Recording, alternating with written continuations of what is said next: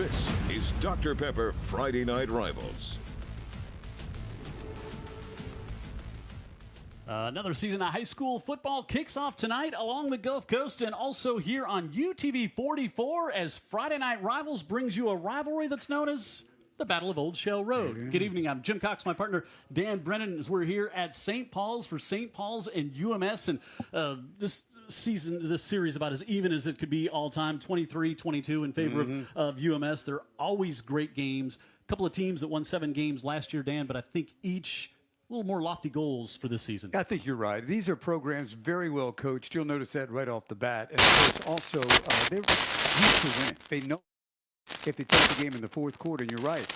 Win-loss, very close. The game itself also very close. Yeah, one thing I think will help UMS to get there this year is having a healthy Wills in the backfield. He still in week 4 last year. He's banged up to start the season. He's going to be a big catalyst for him. Yeah, he's very physical. He's 205 pounds, tough runner. He's going to bring it every play, and he's going to have to, too, because the St. Paul's defense has got some dudes over there, including a guy that's maybe the dude on the Rivals, the class of 26.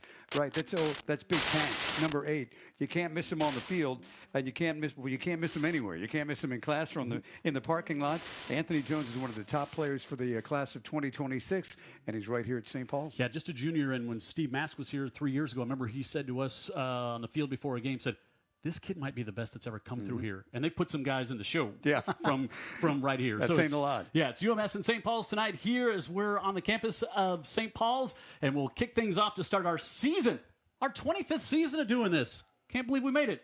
See if we can make it through the first half. Coming up after this.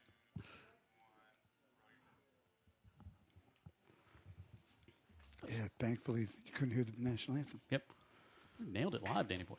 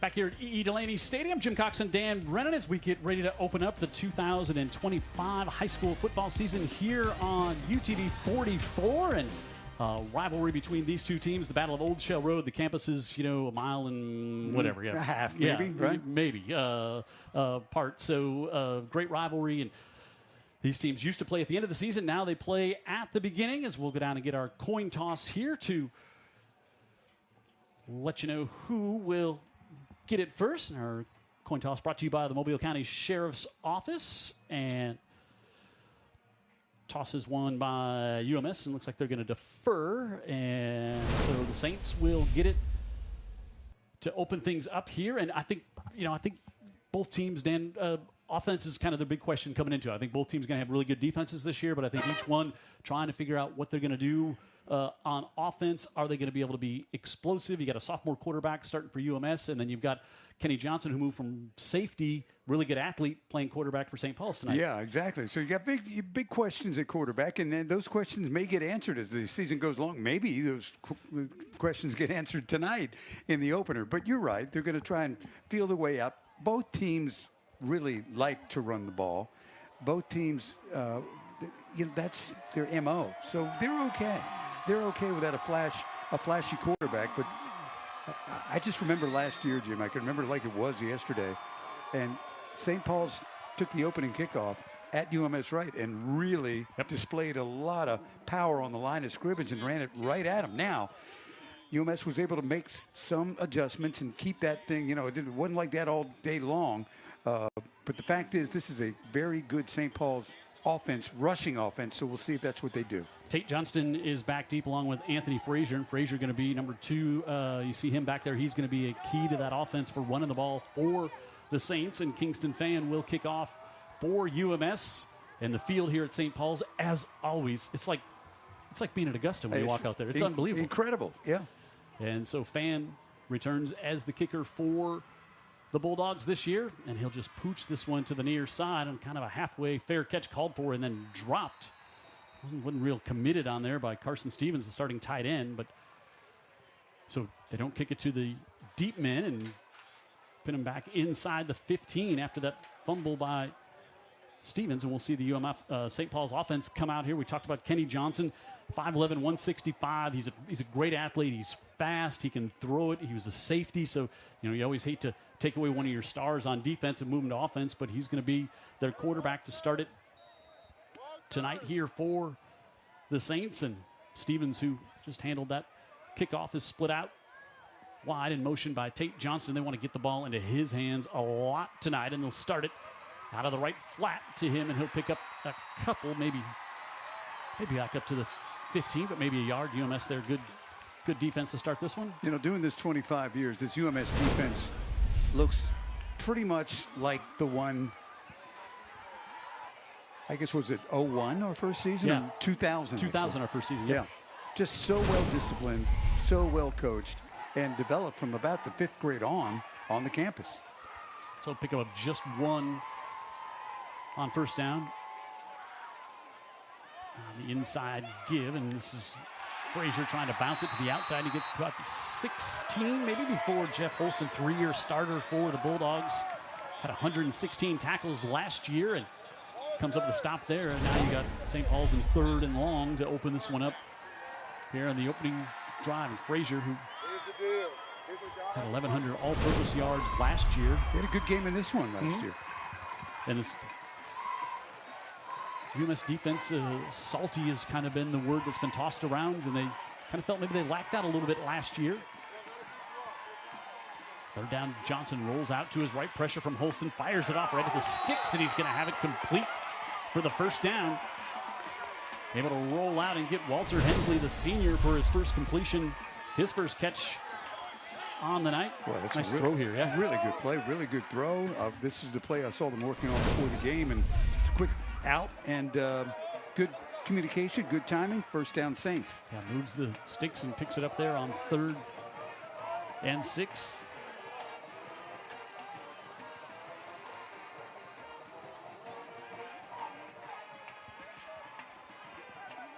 Johnson back off to Frazier on the right side, and Frazier maybe 4 before he's bumped out of bounds there on the UMS sideline. Johnson's pretty interesting kid. He's part of that Spanish Fort Johnston family. He's, kind of a... Like, if there was a Mount Rushmore of high school football families, I think, they might occupy one of the spaces, right? No kidding. And this kid is really a dynamic player, too. Number 3 for the Saints. He'll play some quarterback tonight? He'll play anywhere. They want to get on the ball, and when he has that ball in his hands, you'll see that he can really go. There's Frazier, who they're really excited about him in the backfield, just a sophomore, and 1,100 all-purpose yards, I said, as a freshman last year for the Saints team. And I say, Johnston has the arm to take some shots downfield when he gets the opportunity. Johnston coming around to the near side, sidesteps a tackle at the 20 and 25 and up to the 35-yard line. He's going to have a first down for the Saints and was able to get away from a shoestring tackle there at the 20 and then jumped over David Lott about the 25 and up to the 35 for another Saints first down. Johnston's all different. You watch him move here. He just moves like a really, very fluid athlete. He may be as athletic as all three of them. Of course, his older brother was the quarterback, and then you had the linebacker that had the all-time tackle record for the state of Alabama. At the 35, and Kenny Johnson rolls out. Now he's going to keep it this time, and he'll pull it down and dive up to about the 40 and gets 5 on first down. Take a look at the St. Paul's starters here. Johnson, we talked about. Kenny Johnson, the quarterback. Chastain and Frazier in the backfield. Up front, you got Denniston, Robinson, Farnell, Stapleton, and Odell. Stevens, the tight end. Ross Delaney out there at wide receiver as well. So kind of young on offense on the offensive line. But Farnell, a 3-year starter, and Odell, a 3-year starter there. But they replaced 3 of the 5 starters up front for the Saints. Yeah, it's good to have that center that's been around a while. Especially with a new quarterback back there. And now Frazier dances to the outside, able to get up to the 40, and he'll take a big hit from Holston there and get knocked down about the 43. He's going to be about a yard short of the first down. Magnuson did a pretty good job penetrating, but he wasn't able to secure the edge.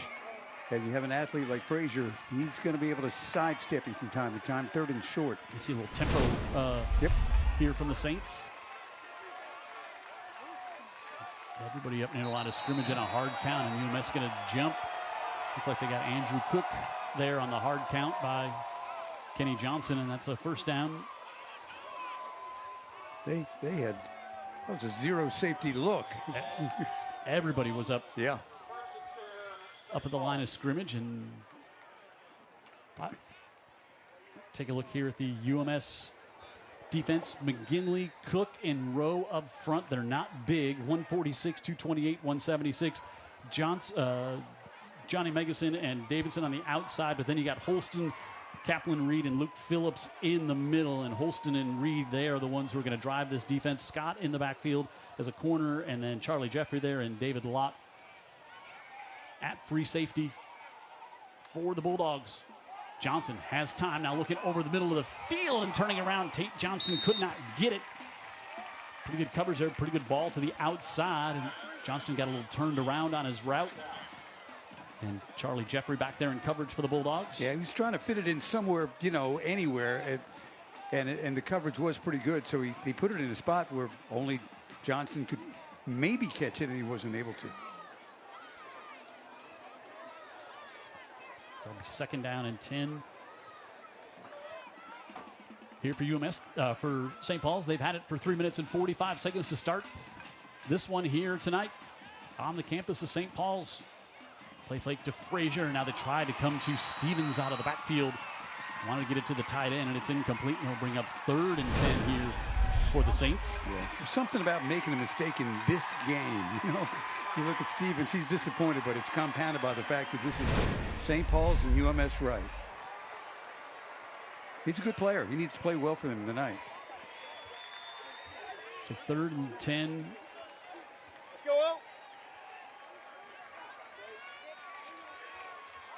Two deep safety, look, safe. Maybe 2-down territory here up near midfield, Dan? Maybe. Johnson has time, wants to air it out the near side again, looks for Johnson, it's incomplete. And it'll bring up 4th down. We'll see, as you had good coverage back there by the Bulldogs. Meganson, some pressure up front, but then Davidson dropped back in coverage and helped to break that one up. Jeffrey was there again, and we will see the punt team come out. And Drew Ginsburg, he is the punter for this St. Paul's team. He returns this year, and he has got a leg. He was booming the punts in pregame. We saw him hitting 50-yarders into the wind field goals, and it was blowing pretty good. It was. That was the one thing that basically kept your man alive here. Pregame was just like a desert out there on the turf. Thomas Portacci back deep for UMS. And wow. Super high punt. Portacci is the speedster, and this one will check up about the 24. So UMS defense holds, and St. Paul's kind of sputters there. That second down play going to the tight end there on the drop kind of derailed that drive. Yeah, 3 first downs in the drive, I think. Yep. So they got something going, but they got to midfield, and that was that. And here comes the UMS-Wright offense. And again, I think they're going to be really run heavy, especially with that sophomore quarterback. Jim, what do you think? Yeah, Max Fowler is like, he looks the part. I mean, he is big, thick. He's got a big arm, and he's just a sophomore. And he's out here to start for the Bulldogs. And yeah, you would think a lot of run. And as we say that, Fowler wants to go deep on his first pass of the year. Looks to hang it out there, and it's incomplete. Had triple coverage back there as he wanted to go up top to Camden Taylor, the senior. Good coverage by the Saints, but we saw the arm on the first play of the game. That got everybody's attention. UMS starters offensively: Hallowell, Balianis, Smallwood, Lathan, and Williams. Williams, a 2-year starter at right tackle. Blackerby is the tight end. Denton Elliott's been starting a couple of years at wide receiver, and Taylor just went to there. Perry Hand, Bo Wills, who they're really excited to get back, as Dan talked about, as the starting running back. But you'll see Holland back there carrying the ball as well. They'll go with 3 big running backs, and this one going to move UMS back. Yeah, I think we had motion, Jim. St. Paul's is identifying it as such. And this, we'll talk about the St. Paul's defense. We'll get to the lineup in a minute, but they return the entire front 7. Yep. McLeod, a 3-year starter. Chris Dotson up front, and then Oliver Cross, a 2-year starter. And the linebackers, Will Abrams, a 2-year starter. Noah Abrams, a 3-year starter. Their cousins, Hayes Baker, a 3-year starter. And then you got Tank Jones, a great prospect Dan was talking about. I mean, #1 linebacker in the country. Some say the #1 prospect overall. 109 tackles last year. Wigan, McNeil, Gable, and Schutz. Now, that's where they're young in that secondary. Not a lot of experience back there, but when you got a front 7 like that, that could make up for a lot of youth in the backfield. And there's Jones with his first tackle of the night as he brings Wills down after a gain of 3. So now 3rd and about 12 coming up for UMS. And you see Anthony Jones, they call him Tank, and he's just everything. I mean, 8 touchdowns on offense last year. They used him in that wildcat situation. He can do just about everything. And everybody, to a person you talk to about that young man, says he's just a wonderful kid. It's amazing. Humble, great student, great teammate. And he's got everybody in the country wanting him to come play for him. Pressure coming on here. Fowler wrapped up and dropped down all the way back at the 9. Fowler tried to roll out, and Noah Abrams, the senior, who had 4 sacks last year, picks up 1 here. And Abrams, he's 5'9", 190. If he was 6'2", he'd be getting offers to the SEC. Yeah, he is really a great high school football player. How often do we see kids that you can just say, wow, he's just a dominant guy on this field all season long? And he is 5'9", but you ask the teammates and opposing coaches especially about him. He's quite a special player. Joe Lott, the quarterback for UMS last year, who's now up at Troy, he said he was the one who concerned me most on the St. Paul's defense before the game. He said he's not going to make a mistake. He's going to screw up our plays. Like he was the guy. Yeah. And he's playing next to an All-American, right? So Bud Urquhart to punt out of his own end zone for the Bulldogs. This one end-over-end kick, and going to take a bit of a Bulldog out, but St. Paul's has flipped the field position here, and they're going to have it at the Bulldog 45. We're 5:52 to go in the first, scoreless here in the Battle of Old Shell Road as we open things up with Friday Night Rivals tonight in Mobile.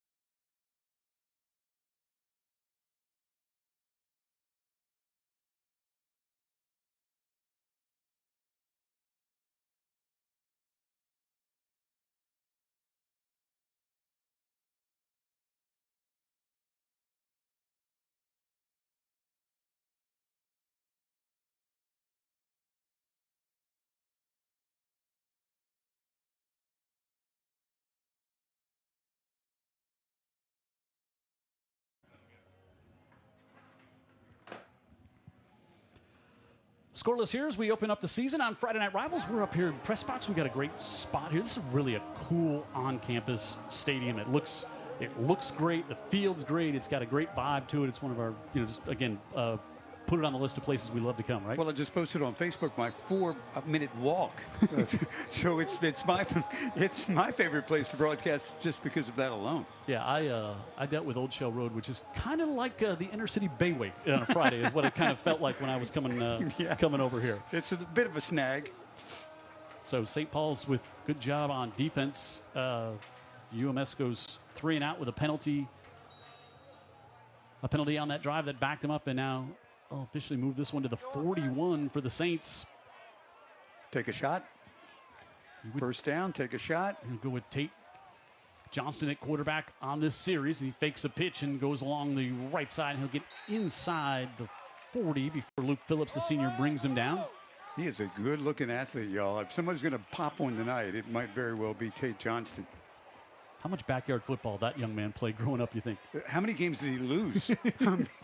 The monsters of Spanish Fort versus little Tate. He picks up 2 on that one. They'll move Frazier out to the right, and now Johnson back in at quarterback. He's looking, and he's going to scramble back, still behind the line of scrimmage, and finally going to get hit and wrapped up and driven out of bounds by John Morgan Davidson. Good job by the DBs of UMS back there, not allowing anything to come open. But you can kind of see the athleticism of Johnson on that play. You can. He bought a lot of time, but you can also see the physicality of the UMS-Wright defense, Jim. This looks like a really solid group on defense. And they're not big, but they're always in the right spot. It's kind of been a hallmark of the UMS teams defensively over the years. Now 3rd and 10. Kenny Johnson rolls to the near side, looking, fires it off, and broken up and incomplete. Jeffrey back there got his hand on another one. It'll be a 4th down situation coming up here. 4th and 10 from the 40. Flag where you might normally get holding. Would that be what's going on there? Let's see. Do we have a flag? No, maybe not. No, so Ginsburg's going to come on to punt. How close do they have to be for Ginsburg to take a shot at a field goal? Yeah. I mean, certainly not here. I get that, but I'm wondering what his 50, range I mean, is. they're probably 10 yards away from his long's 48 in his career. Okay. And I don't know if they think with this defense, you just try to pin him down deep here and angles this one. A fair catch call for inside the 5. And exactly what they wanted to do. And so UMS back deep again. 4:25 to go, scoreless here in the first.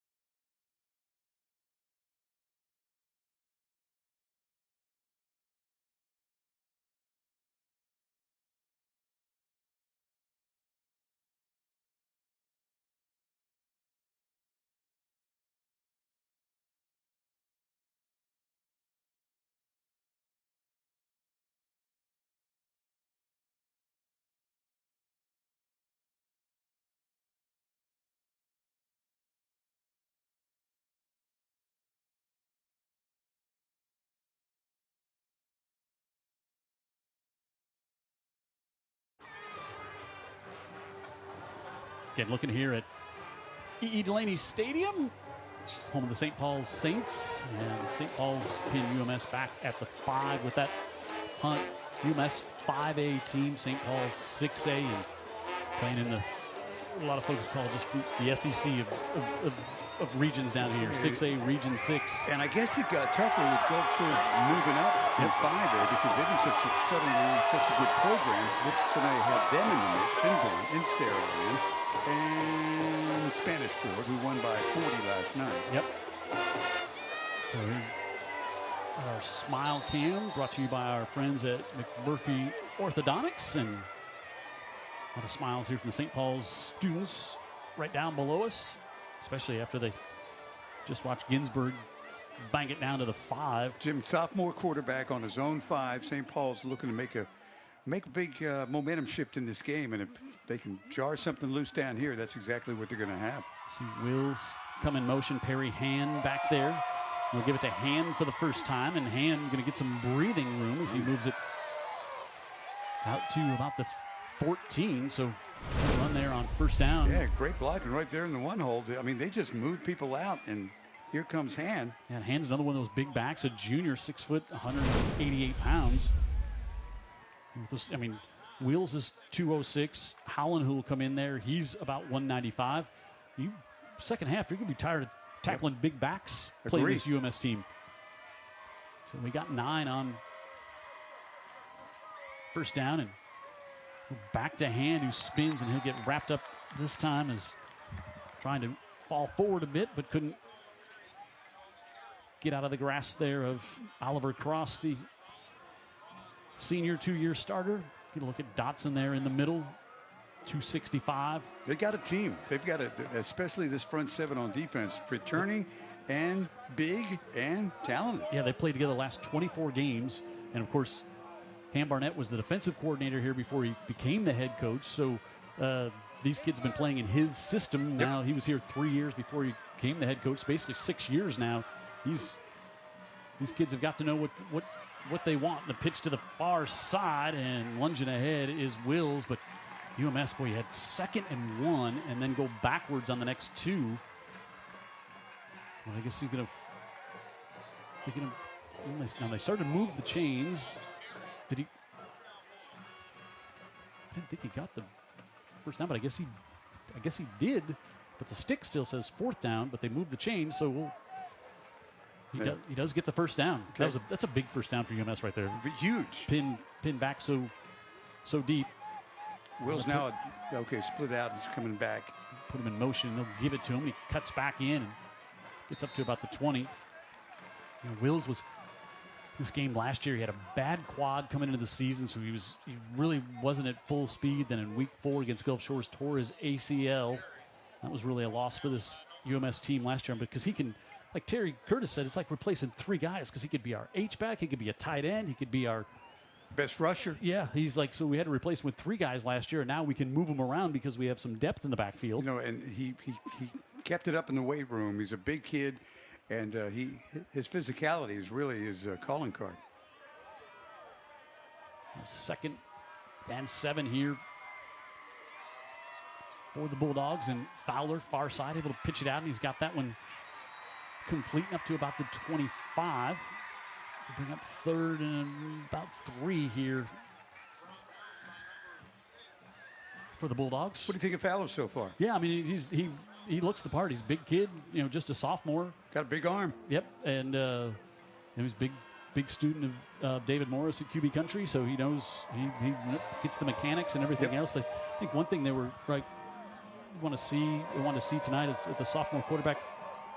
Drill speed is just not the same as game speed, and how do you react to the game speed, especially in a game like this? The front 7 that the Saints have coming at you. 3rd down here, and now Fowler going to keep it himself, and he is not going to get to the line of scrimmage as that one got bottled up. You had Dotson in there, and his 265 pounds, and then Hayes Baker came in, finished things off in 4th and about a yard. Yeah, it looked like he might have something, and suddenly St. Paul's was able to keep him short, but with that big defensive line again. So yeah, on the keeper there, Fowler, and I think Terry Curtis is saying, if you keep that, you got to get the first down there. I think that's probably the wisdom he was trying to impart. Maybe not in those words. Urquhart, high punt here, and this one takes a St. Paul's bounce, and UMS will down it at about the 47-yard line. As hustling down there was Camden Taylor. St. Paul sure has spent a lot of time around midfield, Jim, haven't they? Yeah, and I think if you're UMS, you're okay with this game. Like, I think if you said, hey, if we're down by a touchdown going in the 4th, we're okay. I think they'd be okay with that. I agree, and I like what I've seen so far with Johnson at quarterback, the former safety. He's mobile. Yep. UMS has done a good job on the back end, though. Frazier gets hit by Cook there right at midfield and driven back, but he'll get 3 on first down. A little late with the steal, but after the football. Last year, I'll tell you, they just lined up and ran it right at UMS-Wright on that first drive or so. And yeah, like it stunned the UMS crowd. It stunned me. Across the way, yeah. Yeah, but UMS-Wright has done a better job. They got 3 first downs that first drive out to him at midfield. Yep, so that'll do it for the opening quarter. Scoreless here on Old Shell Road, E. Delaney Stadium, home of the Saints here on the beautiful campus of St. Paul's. UMS and the Saints doing battle once again here on Friday Night Rivals on UTV 44. So hard to do.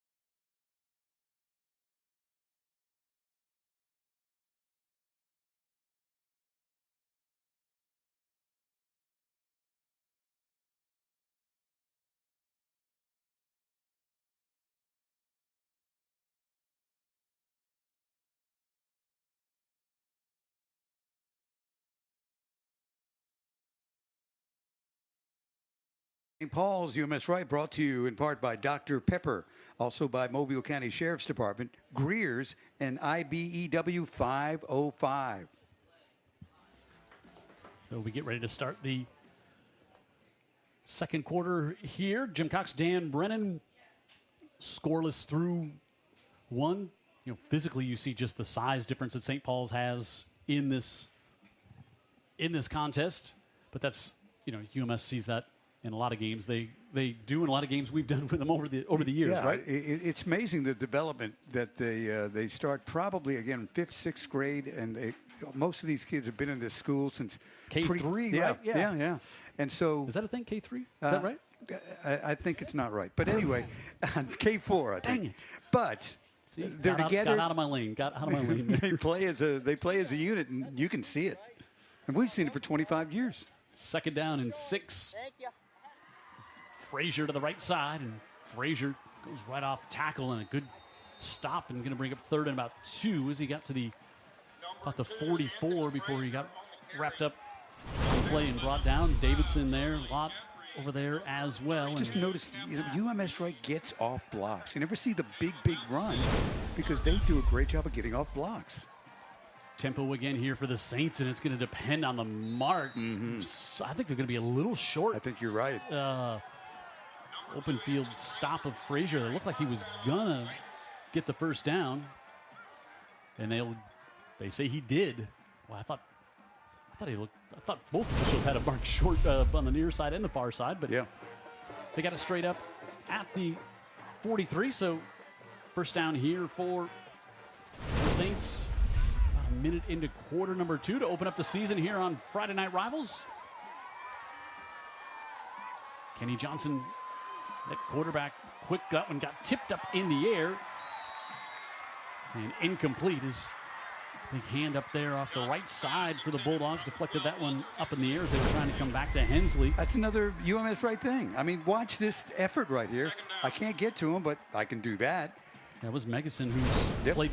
We've called his name several times here in the first quarter in a minute. Disrupts the whole play.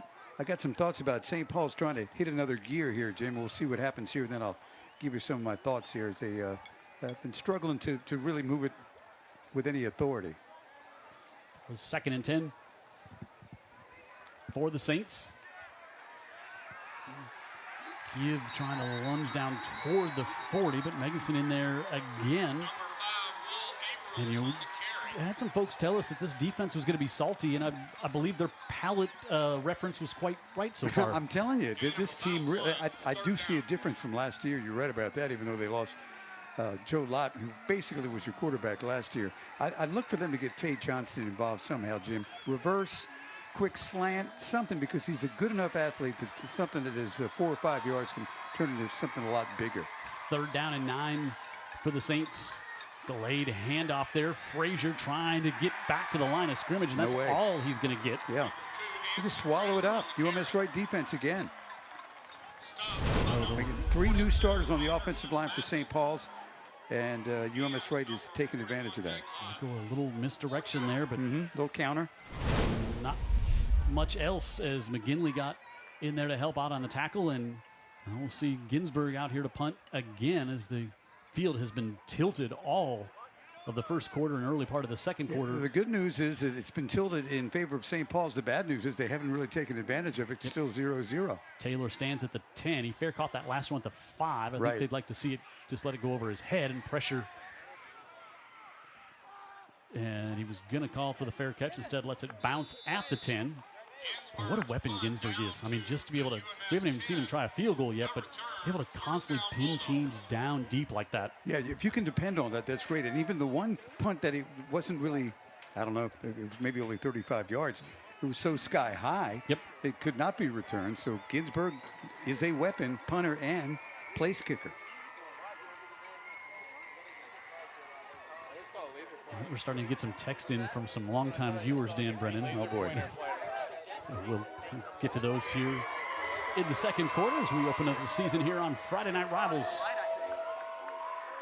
Fowler zips this one out to the near side, and Wills drops the shoulder, and he'll get to about the 17-yard line. Good collision there with McNeil Robinson. Big senior free safety for the Saints team, 6'3", 175. Big guys. So that's a couple of big guys colliding right there. When you said Wills drops his shoulder, it's like you can put that on repeat every time he grabs the ball. It's going to end up to be a collision at the end with Wills. We like to see Fowler just get some of those easy completions, maybe get a little confidence going, a little rhythm. You see the talent. Sure. So I'll pick up 6 there on first down.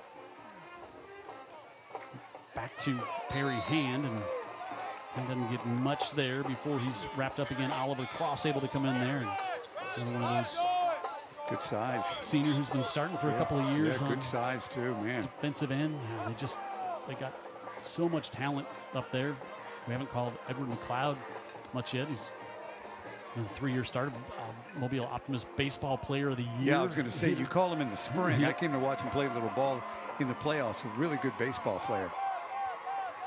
3rd and 2 for the Bulldogs. Motion, they give it off now. Wills fumbles it. Ball still loose on the ground. I believe the Saints have it. They're still being wrestled for down there. I thought Cable had it, and then Wiggum is down there.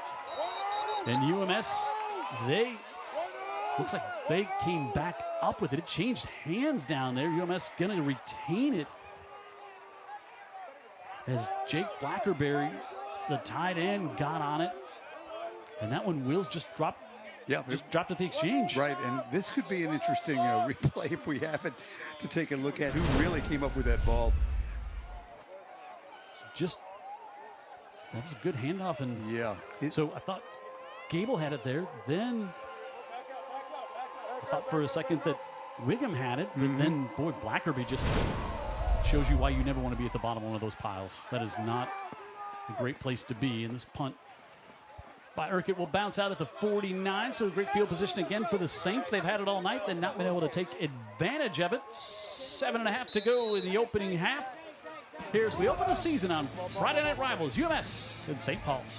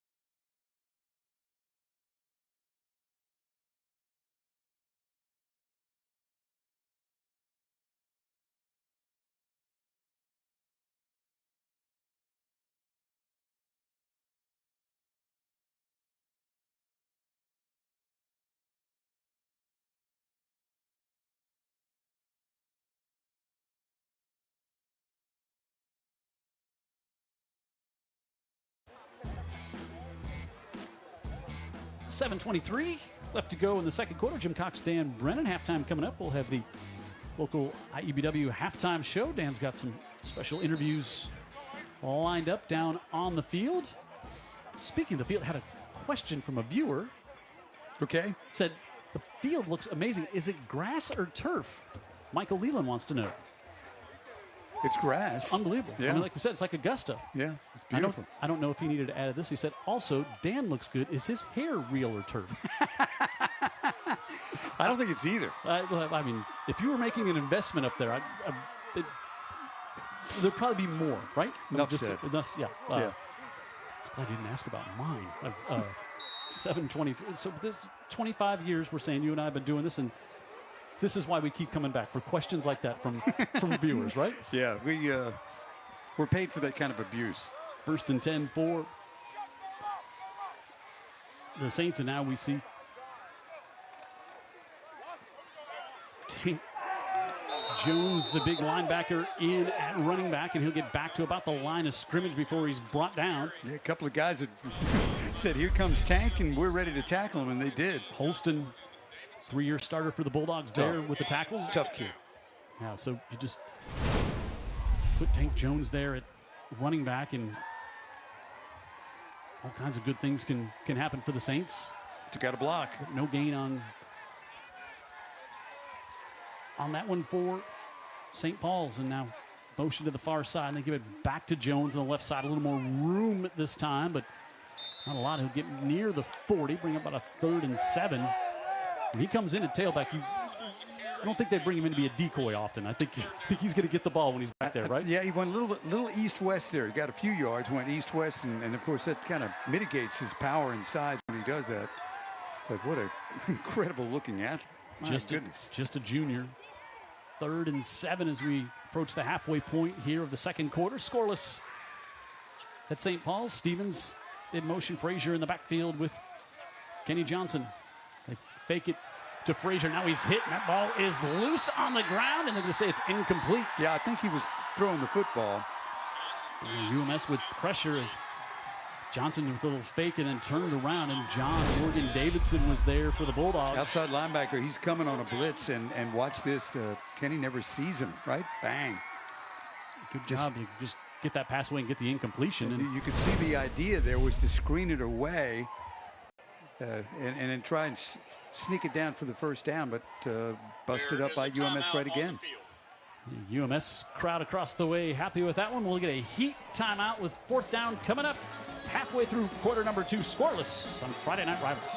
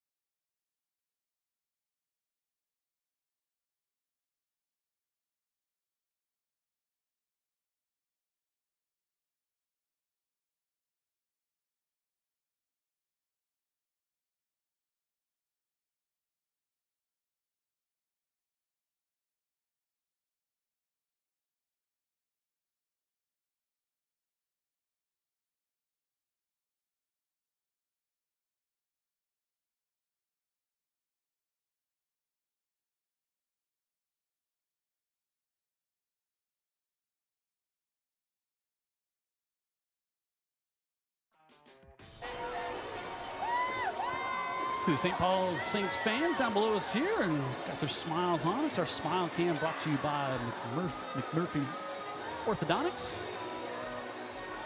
Not a lot of teeth needing orthodontic work in that crowd right there. A lot of pretty smiles. Well, maybe they've already had it. Down, now up in the booth, well, maybe maybe revisit that with Dr. McMurphy. I'd see him tomorrow. Taylor. Did he work on Saturdays? Taylor stands back at the 10, and Ginsburg on 4th and 7. Now, how patient can both coaches be? That's a question, I think, especially if you're St. Paul's with these constant punts near midfield in the rugby style, and Taylor with a quick little fair catch at the 9. This is where UMS has been most of the night, and St. Paul's has also been out around midfield, but almost the whole night. You gotta think Ham Barnett and staff are just thinking like we're kind of squandering some field position opportunities here in the first quarter. Yeah, I think you have to look. We'll see. They know certainly way better than I do, but the Johnson kid just intrigues me because of his athleticism and his speed. It would make sense to me, something with him. I mean, you have a stalemate right now, right? Yep. You're not able to really move it against UMS, right? But a special player can. And one block and bang. Max Fowler, the sophomore quarterback, making his first start for the Bulldogs here tonight. Long throw to the far side, dangerous in the flat, knocked down, and I say incomplete. Boy, that was close. That looked like could have almost been a pick 6. Yeah, it just kind of hung up there. Watch it a bit. Yeah, watch it again, and you'll see. Will Abrams was, I think, the one who's had eyes on that. Just a dangerous pass if it doesn't get off super fast. Well, these Abrams guys are pretty good. Will and Noah. And Cousins, who's a senior. Noah's the senior. Again, he's had a great year last year. 13 tackles for loss, 4 sacks. Had a sack on the first series in this one. And Will, just a sophomore, but he started as a freshman last year. He's got more size at 207. Will's up the middle, off the left side. We'll push it up to about the 13. And bring it 3rd down here for the Bulldogs as we're inside 5.5 to go in the opening quarter. And then you flip it around. You say, okay, what does UMS-Wright do? They've got the younger quarterback. Guy's got a big arm, though. Started the game by trying to throw a deep one over the middle. Maybe it's something like that. It's just they haven't had many big chunk plays, neither one. Nope.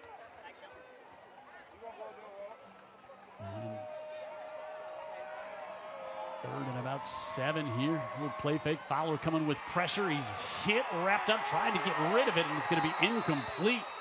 Wow, Fowler did a great job just to get that one free, as it was looking like that could have turned into a safety. And there's Edward McLeod, who came in there on the rush. And watch Fowler here.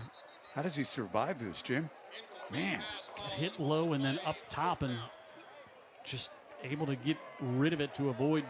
He could have been driven back in the end zone here. Yes, that's what I was thinking might happen. On the hit, and instead got rid of it, and now UMS will punt from the end zone again. This is the kind of a quarterback debut for a sophomore where you say, you know what, I'm going to take a better look at tennis. Because he has been back behind his own 10 all night, and that's just invited the St. Paul's defense to come at him. So Urquhart will punt, the sophomore, for the 3rd time from back inside his own 10. Yeah. He's been busy. Yeah, he's receiving the snap back by the end zone. There was some confusion on the down marker there. They still had it at 3rd, and they just flipped it over to 4th. So over to 4th. So now they got it. Urquhart with 10 up on the line of scrimmage. Saints are coming, it looks like, for this one, and they are. And Urquhart does a good job to get it off and got a good punt away out across the 40. Now, Saints said, okay, see if we can't get a little pressure here on the sophomore punter. But he gets it off, and tell me if you heard this before. Saints will have it in Bulldogs territory. Yes, they will.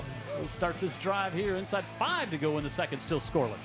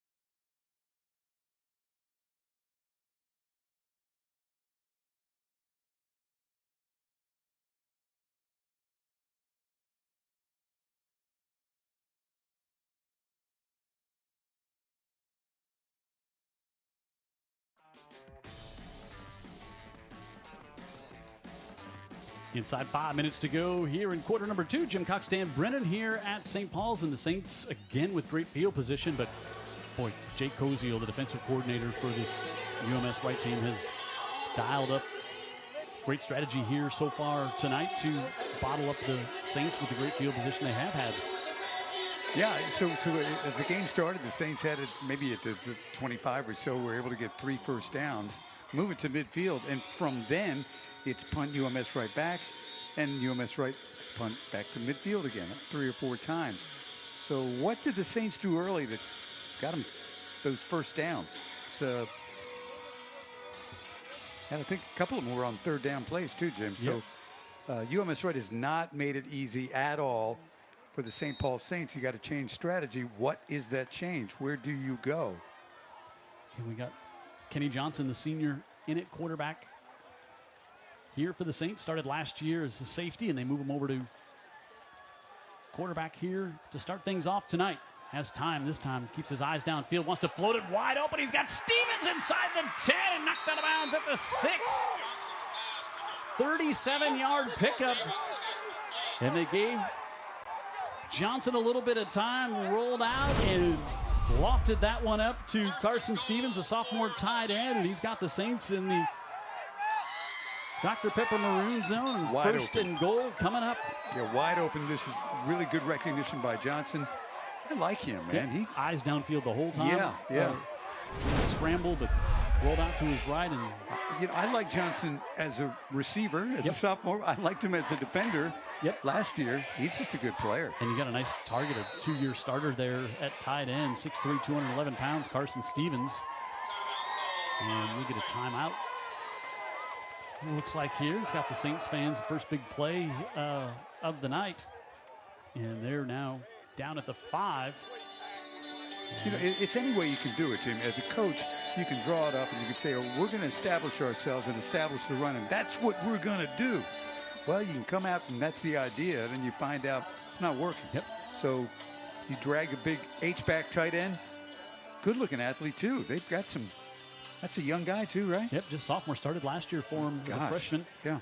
Coming up at halftime, it's the IEBW Local 505 halftime show starring Dan Brennan. And, guests have been busy all summer getting lined up for this halftime appearance. I'll see how that works out, but it'll be a lot of fun. I'll make my way down to the field, and we'll just see. What first thing we'll do is talk to a coach, and then we'll go from there. Yeah, I knew it was getting close to. I saw the security start to get outside the press box to escort Dan down to the field. You're a national treasure. They got to protect you. Protect you at all costs. Yeah, down just there. because you do something for a long time doesn't make you any good at it. So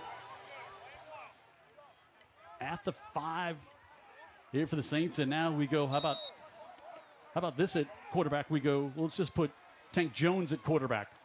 Scored 8 touchdowns doing this last year. Goes to the right side, and he's going to lose a yard. Yeah, I guess it's wild Tank, right? But when you're going east and west, we're going to get a penalty here, and that's going to back him up. So Saints will go back to the 10, and it'll stay first down. And I don't know if it was motion because the big kid was leaning. I don't know what it was exactly. And sometimes just a cadence difference. You're used to, Johnson or Johnston back there, and then you got Jones at quarterback. He came in and did that a lot last year. Again, 8 touchdowns, ran the ball as a running back. We saw it one play earlier. Did that last year at the end of the season a little bit for the Saints. It's got to be a shock to the system. The teams that aren't used to St. Paul's. Johnson looks to the end zone, intercepted, picked off right at the goal line. David Lott with the pick, steps in front of it right at the goal line and picks it off, and then gets a flag as he's knocked out of bounds as well. But David Lott, kind of like his big brother Joel out there, wears the same number, but comes up with the interception in his first game starting as a junior for the Bulldogs to thwart that Saints drive. Right there, right in the chest. Lot good coverage back along the goal line, and he's getting congratulated as he should. So here you have the Saints with finally the big break. Watch the play again by Lott. Yeah, wanted to go right back to Carson Stevens. Yep. And that looks like going to be 15 yards tacked onto it for a little dirty pool over there on the sideline. Yeah, so David Lott with the pick. His dad, Frank, over there in the middle of that UMS crowd. Well, Joe Lott was something, huh? He's quite the player. He just played quarterback last year. Didn't really want to play quarterback, but they really didn't have a lot of choices, so they put him back there. Now he's up at Troy, and everybody says that as great as Joe was, like David might be small, but he's got so much more fighter. That's him. He's just, and I said, well, it's probably because his big brother was whipping up on him his whole life, you know? Yeah, what choice did he have? Yeah, he's like, he is the tough one. Not to say that Joe isn't, of course, but just David's got a lot of that in him and showed a little compete there on the interception. And now Fowler up the far side, and UMS going to move it for 9 on first down. And you start to feel a little momentum for the Bulldogs after the interception there as Denton Elliott, senior, gets his first catch of the night. UMS-Wright just machine-like, you know, nothing spectacular. A lot of kids that know how to play well together, know how to complement the other. And they've been, like you said, they've been playing together. There's not a lot of kids moving in late in their careers to UMS. Most of these kids have been together since pre-K or whatever. Yeah, the culture is great. The football culture is great. Yep, and the expectation is very high. You know, they've grown up watching the success here, and well, you can watch them play, and you can watch the personnel, and you can be surprised by what you see on the field. They're not surprised. Right. That's the expectation they have. To lose a couple there on second down, so they go from 2nd and 1 to now 3rd and 3. And Fowler back out there. He's got Holland with him in the backfield. Again, another one of those big trio of backs that the Bulldogs have. They fake it to him, and now over the middle, tipped up in the air and incomplete. That one too hot off the hands of Wills. And now 4th and 3 coming up, and he's going to punt it away, I'm sure. Yeah, and but maybe a chance to push the Saints back a little bit here with that great field position they've had up near midfield. But you had the 15-yard penalty. You had one first down. Yeah, I think that was first one of the. Oh, they've got now 2 first downs. Yeah, and they had 2nd and 1. Yep. You know, and then you go back on the 2nd down play and incomplete on 3rd, and brings up Urquhart to punt again. And again, the Saints were showing a lot of pressure. Urquhart, good punt. Johnston will let it bounce. It will take a UMS roll down to about the 27, as we are now down inside 3 minutes to go and still scoreless here in the Battle of Old Shell Road. Saints and Bulldogs opening up the season here on Friday Night Rivals.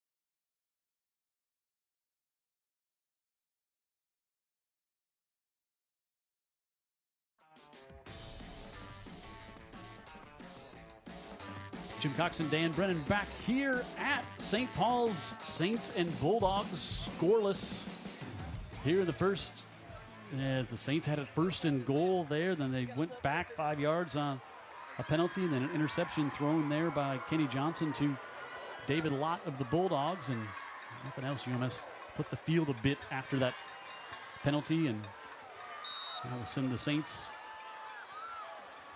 back to their own 27. Johnson looking to throw again. Scrambles to his right. Nothing. And just has to throw that one away and bring up 2nd and 10. Yeah, that's a good decision because there was nothing there. Yeah, and he cuts the field in half too, Jim. He rolls right, so that's where he's going with the ball somewhere there. And UMS-Wright really good defensively. You know, also UMS-Wright has done a really good job when they put Tank Jones in there to run the football, the wild tank or whatever you want to call it. They have stuffed that, Yep. and that's the thing. That's something that not everybody does. Let's see. Check the whistle. I think the debate was that it was on the far side, so I was thinking, were they talking intentional grounding there? But that flag would have come on this side, you would have thought. Legal man downfield. That'll back it up. Now, something to keep in mind here. Not we've seen a lot of offensive, but UMS will get the ball to start the second half. And they might get it before the start of the second half, too. So now with St. Paul's going backwards. Yep.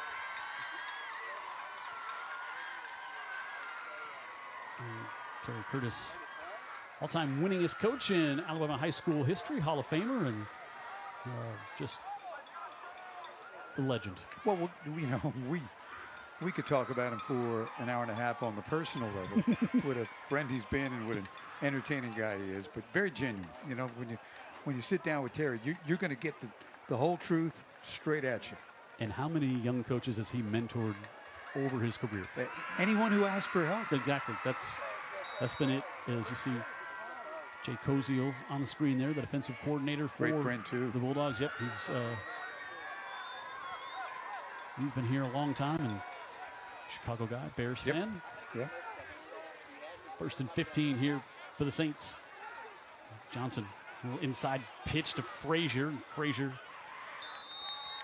falls up near the original line of scrimmage. UMS-Wright defense, you got to be impressed, Jim. Yep. I mean, St. Paul's too, for sure, but the UMS-Wright defense you were talking about, people were telling you before the season they're going to be salty, and they are. They're physical. And they're just not big. They're physical, but they're not big. No, but they're physical. Exactly. Yeah. That's one of the most impressive parts about it. So we'll give him 6 on that one and call it 2nd and 9 here for the Saints. Frazier hit in the backfield, and now we try to pitch it away. That ball is loose. And that was dangerous with that here for Johnson, and that ball came out at the very end. And I don't think they're going to rule that a fumble. They are indeed. It's going to be a 3rd and a long way here. This is very dangerous. The end of this play is. Watch Johnson here decides I'm going to try to get it away. Yeah. I think they're going to say maybe he was just down back there now. Okay. So now it's going to bring up a 3rd and 13 as the Saints have gone backwards here with a minute and a half to go. And they're going to take a timeout. Saints took that one here. They did. Actually, I think UMS took that one. With 3rd and long coming up here with 1:25 left in the second. Ham Barnett, 3rd year here at St. Paul's. As we said, he was defensive coordinator here with Steve Mask. Also was the coach at Cottage Hill a couple years before that. And Very poised young coach. Yep. A good dispenser of the information when you go visit his office. Yeah, what you need, Dan? Let's talk about this. Let's talk about that. And he loves to talk some defense. Defense is the deal. Yeah, and his defense has really showed up tonight for sure. We were talking about this series as we open it up. 23 wins for UMS-Wright, 22 for St. Paul's. And if you boil it down to how close those games were. Yeah, so many close games. 14-7 last year. St. Paul's won this game over at UMS. Yeah, it was an opener. Very hot, sunny night like we got today. 3rd and 13 here, and they stay with Johnson in at quarterback. As we said, we'll see Tate Johnston in there, and underneath pass. That one a little underthrown there as he tried to come back to Hensley. And now Ginsburg will come on to punt, and it's a chance for UMS. That also stops the clock on that 3rd down incompletion, so a chance for UMS to get some good field position here. Well, what are they going to do with it against this defense? They've been kind of overmatched so far. Would you not agree? Two first downs the entire half, and St. Paul's not burning it up either. They got 3 early and only 2 since. Yeah, and they got the big play on the toss, 36 yards down the near side. Other than that, there has not been much offense here, and not sure who took the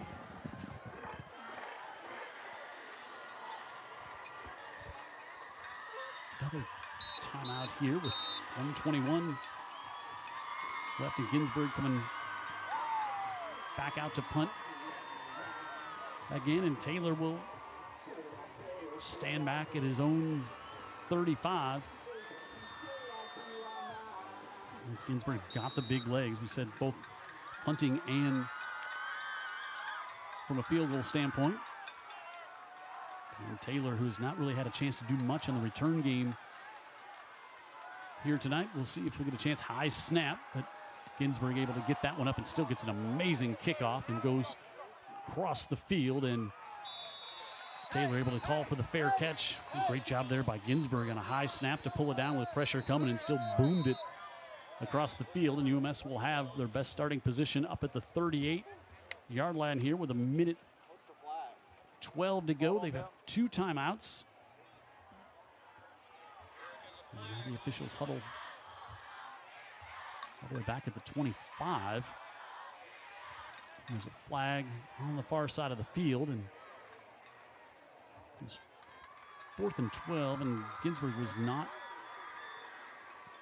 back where he punted it from. The flag was at the line of scrimmage. Let's see. I think looks like UMS going to make him punt it again.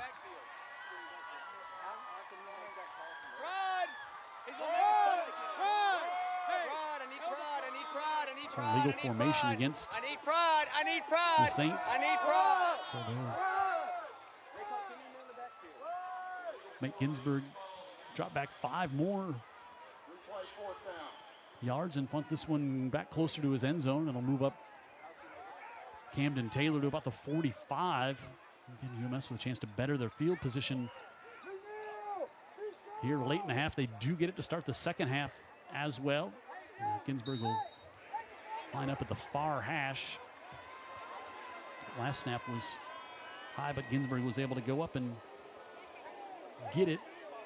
And now at the far hash, we'll see if he tries to send it back across the field like he did on the last punt. That one a better snap, and Ginsburg just booms that one up, and right at the 46 as Camden Taylor takes the fair catch, and no flags on that one, so that's where UMS will now come out with 1:07 to go here. And Bulldogs thinking, boy, if we could just squeeze out some points here. And Saints are thinking, we just got to keep playing the defense that we've been playing all night. UMS really has not done a lot offensively. And we'll see if the sophomore quarterback can get a drive going here to close out the first half. Great field position for the Bulldogs up at their own 46. Wills in the backfield with Fowler. Fowler fakes it to him, and now he wants to dump it back. Little cross-field pass, able to get it complete off to Wills. Bangs free inside the 40, still on his feet, up to the 36-yard line, and a pickup of 10. And a little bit more, actually going to get it down 15 as they mark him up, and it's going to be good for a first down. They'll stop the clock here as they get the chain set up, and now UMS for the first time tonight inside St. Paul Saints territory. You saw the hit come out from Noah Abrams there, but Wills bounced off him and able to ramble a bit more, and now the clock is rolling as Fowler. A couple of timeouts still. Far side slips this one out, able to get it off and complete, but nothing doing there. Is immediately wrapped up, and nowhere to go on that one was Portacci, and UMS will take a timeout here with 31 seconds to go. Just Fowler had to quickly get that one away, and Portacci made the catch, but RJ Schutz, the corner, was over there to quickly stop that one. So nothing doing there, and UMS now has 1 timeout remaining. We'll be with you the next 11 weeks, counting tonight here on Friday Night Rivals. Next week we go up I-65 as Blunt and Saraland. Saraland opening up tonight against number 1 ranked Jackson. And Blunt takes on Viger tomorrow at Ladd.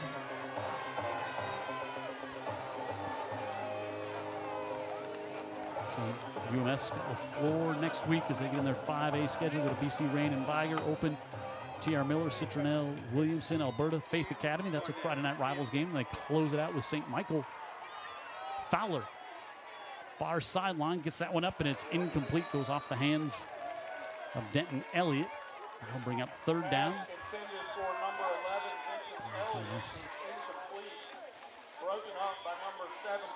Stalling here on this drive after they got the first down, and now a couple of plays haven't netted them anything. And third down, I know Terry Curtis thinking does not want to get the ball back to St. Paul's. Daphne leads McGill 21-0 at the half. 28-7. Saraland up early over Jackson, and here we got 3rd and 10 for the Bulldogs. Fake Fowler looks over the middle and incomplete.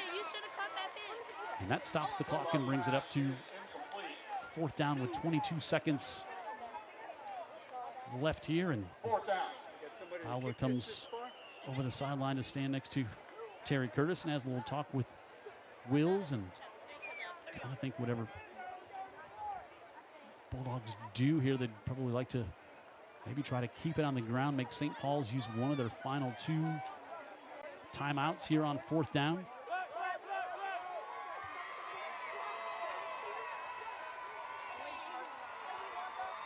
Hand in the backfield. Wills comes in motion. They fake it to Wills. Pressure coming, want to set up the screen. They get it complete off to the near side. Hand has got it. Perry Hand streaks free down to the 20, and he's got a UMS first down with 14 seconds left. UMS out of timeout, so they're going to have to hustle here. Screenplay set up there. Fowler able to get it, and now a stop as Fowler will spike it there with 12 seconds left. Big conversion there on 4th and 10. Fowler able to execute the screenplay. Here it is here, sold it well and able to get it to Hand out of the backfield, and Hand only wrapped up there by Robinson. And UMS in business now up at the 20 with 12 seconds left. You got to keep it in the air here with no timeouts. Terry Curtis looks on from the far sideline, and his sophomore quarterback out here with Hand in the backfield. Blackerby split out the tight end. They move him now. Motion coming back to the near side. Fowler looking for the corner, hangs this one up, and it's overthrown and tipped up and incomplete. Is the 6'3" frame of McNeil Robinson able to get a hand on it there for the Saints with 6 seconds left, and now UMS will come out here to try to get some points as Fowler was trying to go to the back corner there, but Robinson back there with that big frame, and now Kingston Fan will come on for a 35-yard field goal attempt here for the Bulldogs to possibly close out the first half with 6 seconds remaining, and St. Paul's going to take a timeout. They will, as Fan out there and Fowler the quarterback to hold. And Barnett says no reason to take one of those timeouts back with me there at halftime, but 6 seconds left. Might still have to kick it off after this play. Try to get you some other scores here in the timeout. Orange Beach leads Alberta 14-7. Baker leads Theodore 19-0 at the half. Foley on top of Baldwin County 24-13. Of course, impressive win for Spanish Fort last night. Beat Fairhope 42-6. Williamson leads Booker T. Washington out of Pensacola 26-0 at the half. Mary G. and Pace are tied at 7. Choctawhatchee out of Fort Walton Beach leads Gulf Shores 10-7 at the half. BC Rain and Hillcrest scoreless. Citronelle leads Millry 14-10, now 28-13. Saraland on top of Jackson. Murphy leads Davidson 24-8. Washington County leads Cottage Hill 20-14. Chelsea on top of Mobile Christian 21-3. And no score yet between Fairfield and John LaFleur or Robertsdale and Chickasaw. Here it's scoreless. UMS will try to get on the board. This will be a 37-yard attempt. Fowler to hold. Kingston fan on for the field goal attempt. Good snap. Fan bangs it up, and he puts it right through in UMS. And they'll let the clock run out as well, and UMS takes a 3-0 lead at the end of the first half. Big screenplay there on that drive that converted on 4th and 10 to get the Bulldogs the first down. And Fan nails the field goal, and now UMS with the first points in this one, and they'll get the ball back to start quarter number 3 as well. But a big drive, and that big screenplay there on 4th down by the Bulldogs gives the UMS-Wright fans over there plenty to cheer about, and they have the lead by a score of 3-0 as Dan makes his way down there to get with Coach Terry Curtis, and he's with the Hall of Famer right now. Dan.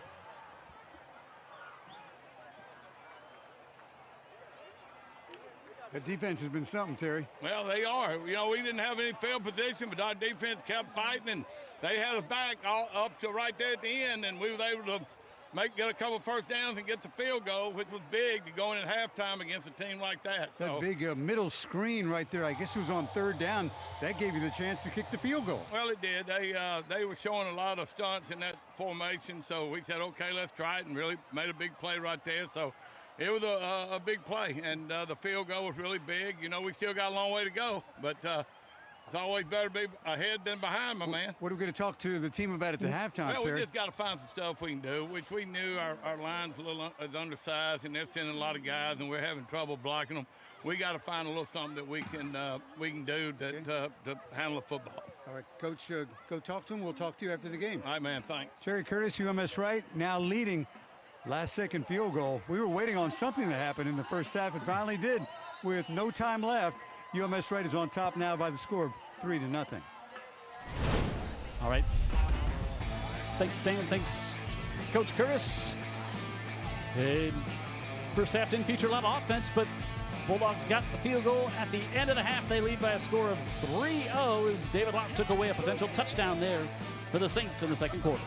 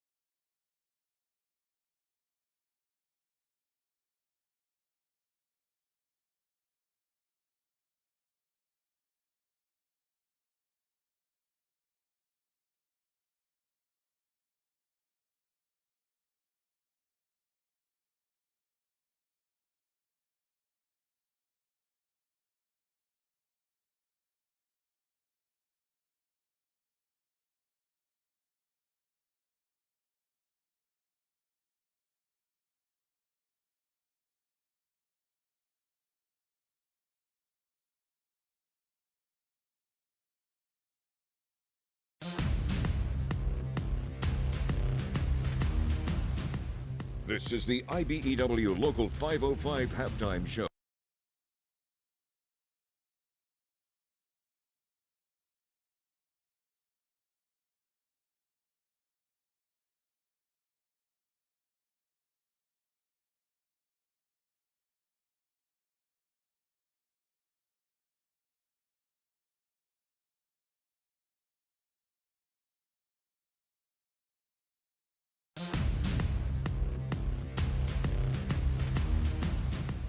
This is the IBEW Local 505 halftime show.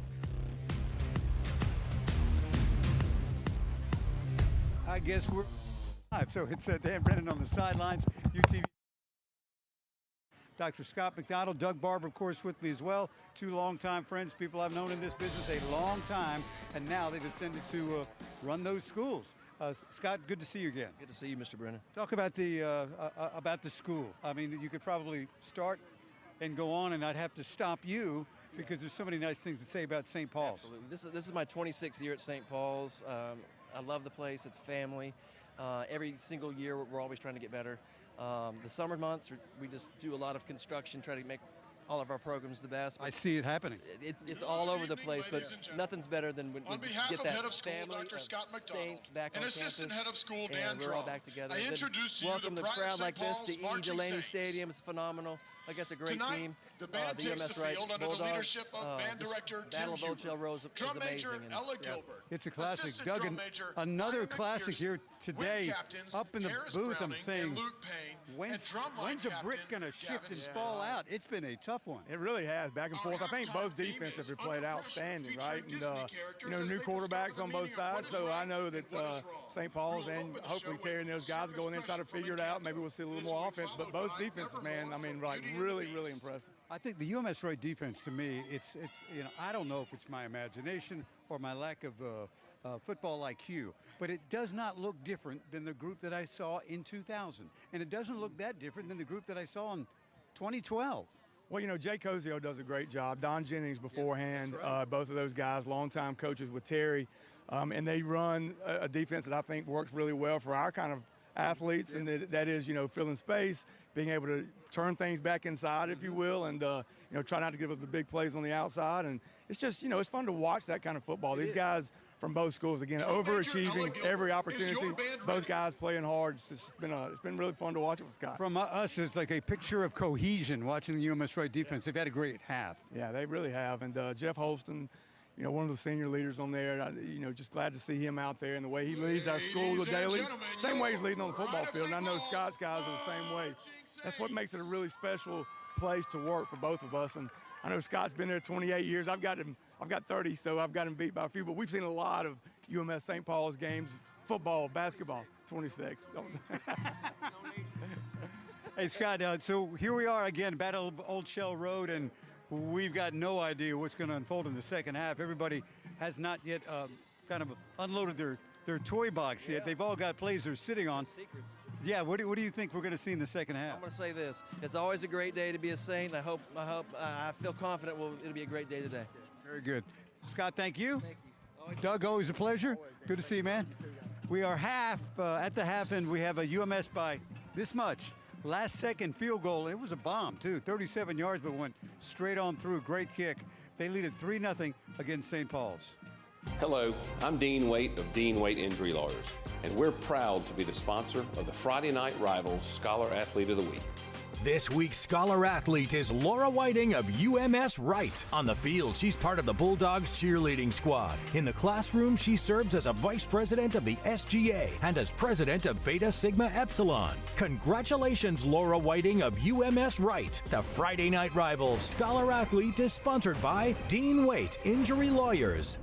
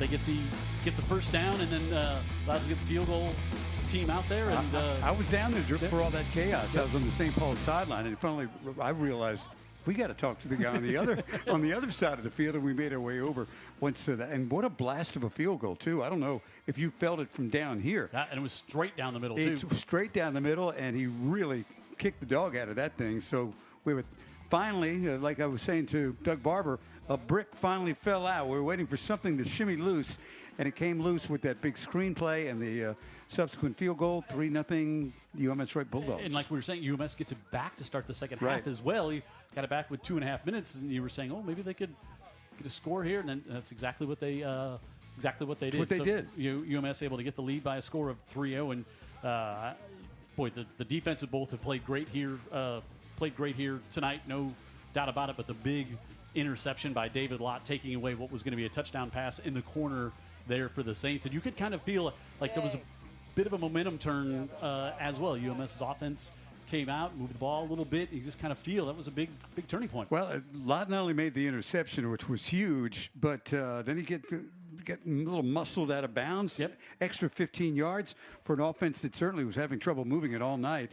So they advanced the ball without doing anything, 15-yard penalty, and in the end, they were able to wrestle away enough momentum to have one big middle screen, get him a first down, and the field goal kicker follows it up, and here we go, 3-0. Yep, UMS opening up on the road here at St. Paul's, and then next week they'll start to get into region play as they take on LaFleur when they'll open up their home part of the schedule, and then back-to-back road games, BC Rain and Viger. Going to be interesting to see what Viger looks like with John McKenzie back there. Of course, led him to the state championship, and now he's back there at Viger. And then an open week, T.R. Miller, Citronelle, and then Williamson. And how about Williamson right now? They're leading Booker T. Washington 26-0 at the half. Get good news that they found an offense, right? Yep, they go down to Alberta, and then Faith Academy. That's a game we'll do here on Friday Night Rivals, and they take on St. Michael, and that will wrap up the season for UMS. St. Paul's on the road next week up at Baldwin County. Then they're open in just week 3 of the season, and then they take on Murphy, and Murphy leading, I thought I had a score. Yeah, Murphy leading Davidson 24. It was 24-8. Now it's 24-22 at the half. So Murphy getting a little offense going. Then a tough matchup here against Theodore. I think that's a game we have here on UTV 44. And back-to-back road games, Faith and Gulf Shores. Saraland up the road at McGill-Tulane, Blunt, and then they close it out at Spanish Fort as well. So I think we have that Spanish Fort game as well to close up the season. So, but you look at that, dude, like 6A, how tough it is. 6A Region 1. And so you're coming out, you've got a quarterback that hasn't been a quarterback previously, so you're kind of debuting with that. And I don't think Johnson's looked bad. Nope, he hasn't lit it up, but so one mistake. You've got a new quarterback, and you're trying to get things. You have a lot of guys on the offensive line, so we'll see if they can improve into week 2. First thing they need to do is improve a little bit in the second half. Yep, 3-0 UMS on top at the half, and time for another special interview from our friends at Dr. Pepper. The following segment is sponsored by Dr. Pepper.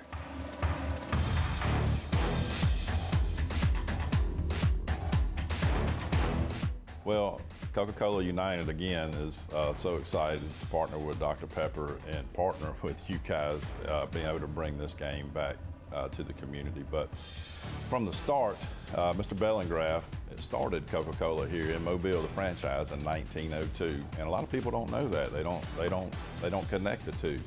But he actually ran this facility to finance Bellingraf Gardens that he started up to give back to the community, to be involved. He ran it as a nonprofit organization to be able to finance that, and that's just in our DNA. That's how we started.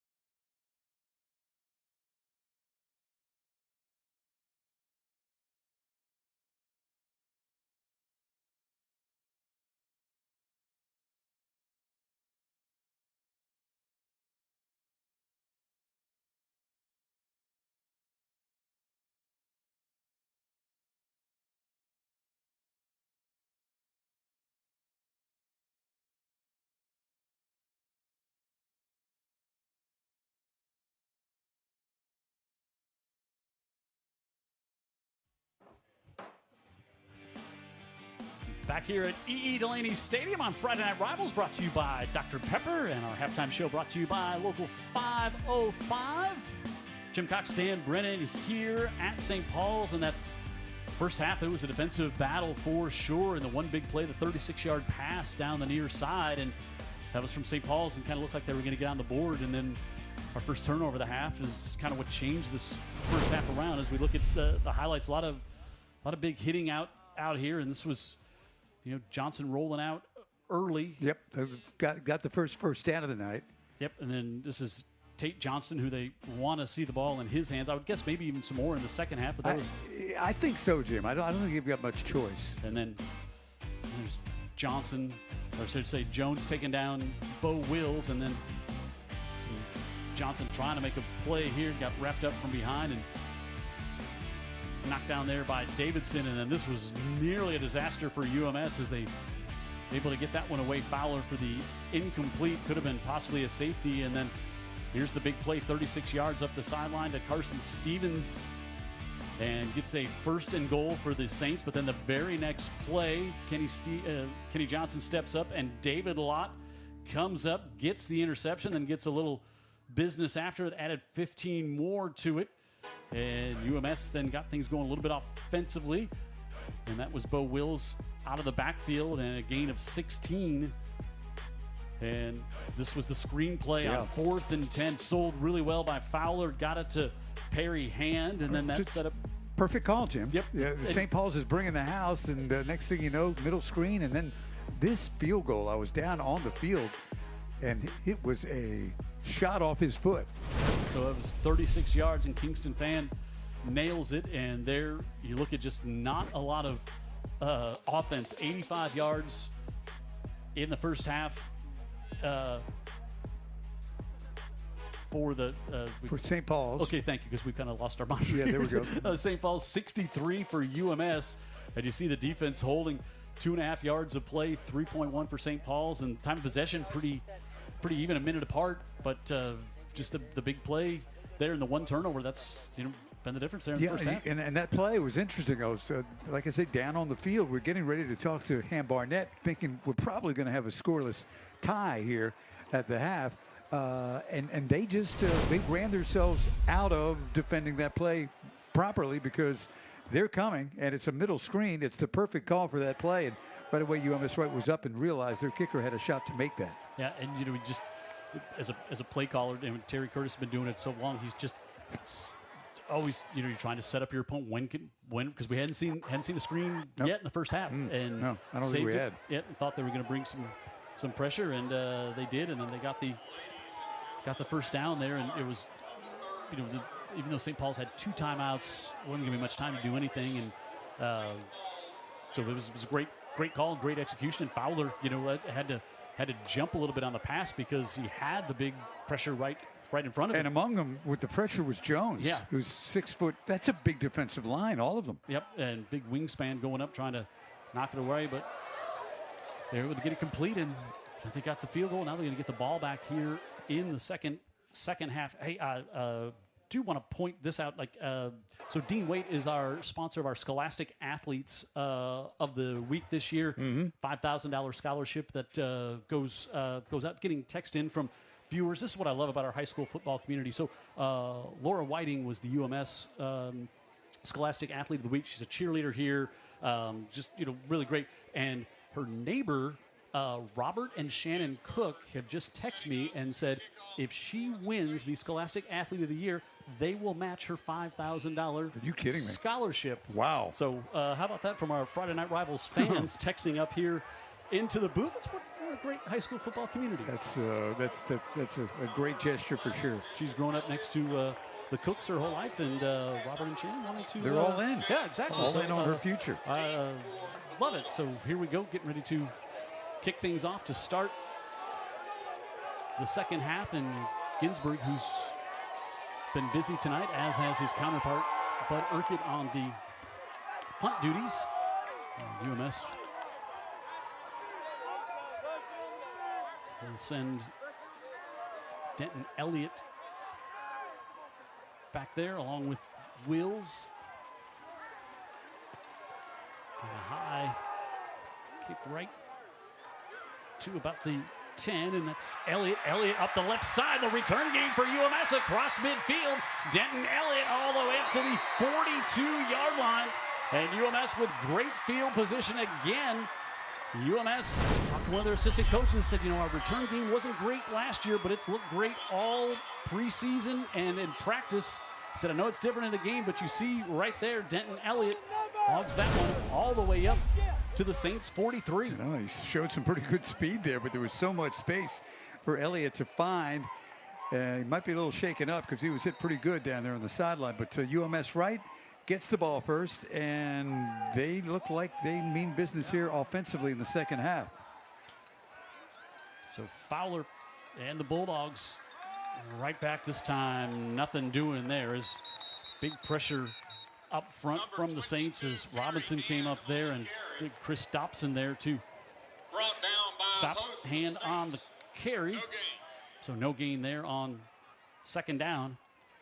And this is what you dream of here, Coach, with that when you defer, when you win the coin toss. Oh, yeah. You get the field goal late, and now you get the ball to open up the second half.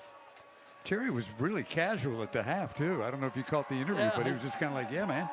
He's been doing it a long time. Exactly. He gets it. Fowler, the sophomore, keeps it. He's going to try to go to the left side, and he'll pay the price there as Edward McLeod made the stop, and he'll bring up third down. Sophomore quarterback, not afraid to get in there and mix it up a little bit as well. No, I would say he has passed the test tonight. You think, well, they have 3 points. Yeah, but this is a really good defense. Yep. He's just a sophomore. They've got a ways to go to really oil up this offense where it's humming along. This is a tough team to run the ball on. That's what they do. 3rd and 7, first possession here of the second half. Fowler dropping back, wants to go over the middle of the field and short hop that one, or he would have had the first down. Had pressure coming in, but Oliver Cross there disrupted a little bit as he had a chance to get it up to the 30, and instead it's incomplete as we watch here. He hit pressure right in his face, Jim. If you're going to short hop one, that's, understandable. Yeah. And so now, as well as your defense has been playing, you hope Urquhart can pin the Saints back down deep as you unable to get points to open up the second half as Tate Johnston back deep for the Saints. Urquhart with a sky-high kick, and Johnston will fair catch it at the 6. So now UMS flips the field a little bit here to start the second half. Yeah, this is how the first half started, with the opposite. UMS starting over and over and over around the 10-yard line.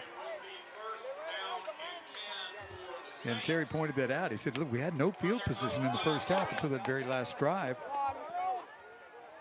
When it's a game that is this close and this tight, it doesn't take much to suddenly, like I say, Jimmy a Britt loose and now a play or two, and you can strike a real advantage. I'm saying that cautionary for St. Paul's backed up. Frazier takes the handoff, and he'll get out across the 5 to about the 6. UMS fighting off blocks, being where they need to be. Cook right there in the middle. Gain of maybe 1 for Frazier, who hasn't really been able to break it loose to the outside, or like any cutbacks in the middle, which we saw him do as a freshman last year. Yeah, a young guy, only a sophomore, had a pretty good game in this game a year ago. But this UMS-Wright defense seemed to be an upgrade from a year ago. Johnson again back off to Frazier, and Frazier this time he does slip a tackle, and he'll get across the 10. Going to be short of the first down by about 3 yards here. And got a little bit of room that time off the right side.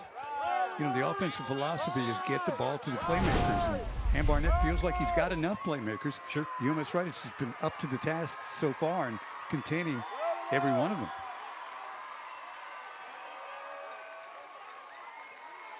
So now we'll see Will Abrams, the sophomore linebacker, check in at running back. He might be in the block, Jim. They fake it to him, and Johnson, pressure coming, rolls out, has some grass in front of him. He wants to tuck and run. He's a good athlete. He's going to get the first down and take a big hit across the 15. He's actually going to be really close as Holston there put the hit on, but I think he's going to have enough for the first down. Indeed, he does. He gutted it out, got the first down. Not a big guy, maybe a 165 or so. But no panic back No. there. Keeps the eyes downfield as we said. And that time took the big hit from Holston at 6'2", 200 plus pounds, but it is good for a Saints first down. Get it back off to Frazier, who's upended as soon as he came through. Got upended on the play. Kaplan Reed, the junior linebacker, even there to make the stop. 5'11", 211, good size. Started last year and started as a sophomore and now as a junior for the Bulldogs. No gain there on first down. It's not smoke and mirrors for UMS-Wright. It's just execution and toughness, mentally and physically. I think mentally can wear, and you get frustrated as well. Is the inside give to Abrams, and he's going to get across the 20 to the 21. He'll bring up third down. Third down about 5. Yeah, it doesn't matter. Say it. It doesn't matter what level football you're watching. Friday, Saturday, Sunday. Making teams do extended drives, 8, 10, 12, 14. You just at some point they're going to make a mistake. That's what you're banking on if you don't give up the big chunk play. Yeah, and the mistake that St. Paul's made was at the goal line, trying to go in. After they got their only chunk play of the game. Right. So 3rd and 5 here for the Saints. They put Johnston back in quarterback, and Tate Johnston going to keep it, and he is going to roll forward. Close. I think he's going to be far official, has him marked a little short. And going to have the first down right at the sticks. See, he just appears to be the guy. He's really smooth, quick twitch athlete. If you're going to get a big play, it might just come from him. I don't know how you devise it against this defense that is so sound, but athletically, he's pretty darn good. Yeah, and he was hit short of the sticks there, but it fought to get the extra couple of yards. He did, Get the first down. Johnson rolls out and fires it off the hands of his receiver on the far side, trying to get Jimbo Butler, freshman, there, and had that one knocked away. James Scott, senior quarterback, over there on the coverage for the Bulldogs. Looks like that arm might be a little banged up, the right arm, not sure. 2nd and 10. There's been some hits here tonight, boy. I think the Saints just feel if they can just get a little rhythm going offensively, but it's been hard to come up with any kind of sustained drive. Same thing for UMS. They just happen to get it at the end of the half. Yep. Give here a nice move at the 30, and going to pick up a handful there for Frazier. Everything is third down too. You got to convert third downs. That'll wear on you too. And for sure, for a young quarterback, not the youngest, but he was a safety a year ago. That's third downs are the money down. It's different than the others, and we'll see what Kenny's able to do here on, I guess, 3rd and 5 or 6. And we'll call it 6 officially here as we approach the halfway point of quarter number 3. Ross Delaney split to the bottom of the screen. Big receiver at 6'3", but they'll roll out the other way. And Johnson looking, fires it to the sideline, and he's able to get it complete. And Hensley goes up and pulls it down, and he's got the Saints first down up to the 41 as he picks up 8 and a high pass. But the 5'8" senior able to go up and climb the ladder and pull that one down. Yeah, that was a really good play by Hensley. He's made a couple of good plays in this game, and Johnson just buying his time, rolling to the sideline, and very good competed catch there by Hensley. Get our heat timeout here. Halfway through the 3rd, still 3-0 UMS on our opening game here on Friday Night Rivals.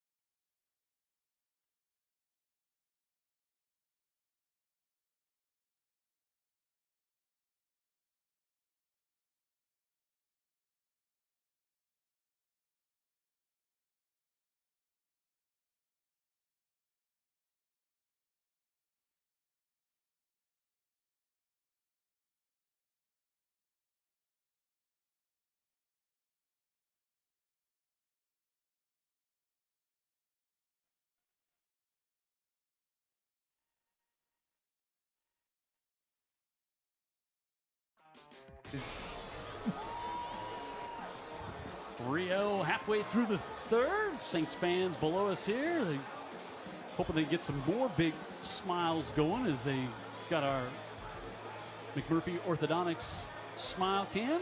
Stedman McMurphy, orthodontist there, and just a great guy. I've had the pleasure to know for a long time. Met him through, guess what? Fishing. Correct. Yes. 1st and 10 at the 41. Johnson with some time, zips it to the near side and through the hands of Charlie Jeffrey. That one a little bit high, trying to come over the near sideline and kind of surprise Jeffrey a little bit, and he'll bring up 2nd and 10. Trying to sneak it in there again to Johnston, the weapon I've been talking about. Had some heat on that one as well. Probably the same reason Johnston didn't catch it. It wasn't caught by anybody, but a little behind Johnston. 2nd and 10 here for the Saints. Stevens goes in motion and now try to go back to the far side and right at the sticks. A nice little connection there between Hensley and Johnson here, and going to be good for another Saints 1st down. So much easier quarterback rolling out to his right as opposed to coming out here to throw across your body. Yeah, limited, limited receivers downfield you're looking for. Cutting that field in half again. What they would love to do, Jim, is complement this with some runs that, 5, 6, 7 or bigger. Keep it in the air. Johnson going to get flushed out of the pocket, right at the line, makes a move, and then takes a big hit as Cook was chasing him from behind, and then Kaplan Reed was coming up from his linebacker spot. Johnson scrambles and gets 4. But clock continues to run with 5 minutes here to go in the 3rd. And Johnson has the Saints in Bulldogs territory. Frazier in the backfield.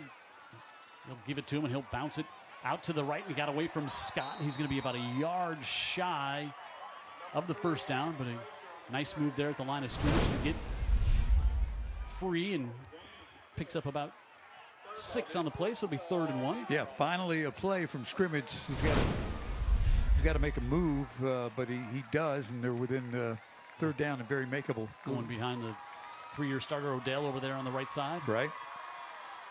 And now they'll put Tate Johnston back in at quarterback here, 3rd and a yard to go. Probably going to run some power and let him take it. Yep, trying to get behind Abrams, and he's hit, and he's not going to get there as Abrams tried to lead the block, but Halston came up and made the stop. And the senior linebacker fired through that gap there and stopped him short of the 1st down. Almost a play where they just said, here's what we're going to do. UMS-Wright identified it quickly. Who's going to win? Yep. Somebody's got to win that fight. And on that one, UMS-Wright won with Halston's penetration. We'll bring up 4th and 1. Boy, how disappointing would that be? Looks like we had a flag here. Oh, okay. Holding on that play. Wow. Holding, and he gets blown up like that. Yep. Yeah, it's like that's a tough. Now it gives you 3rd down again. Yeah, but now you're 3rd and 13. Yeah. So that. Yeah, 3rd and about 13, as Dan said. With 3rd and 1 and couldn't convert there. Now, of course, they bring Johnson back in at quarterback. Stevens sets up, and now he'll leave the backfield. Johnson rolling out to the right, and he gets tripped up and brought down from behind as Kaplan Reed comes in and gets the sack on 3rd and long. I guess Reed's had a great game. He certainly had a great 3.5 minutes here in this portion of the 3rd quarter. He's been outstanding. What a player. So 4th down on the loss there, and Ginsburg will come out to punt.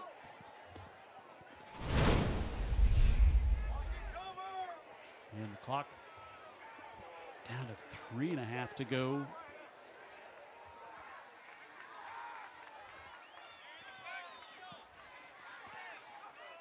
End over end kick this time, and a fair catch at the 25. Still many punts as the Bulldogs have fielded. They're happy to be at the 25 as opposed to back at their own 5. You're right. 3:14 to go in the third. UMS still on top 3-0, and they've got the ball coming up.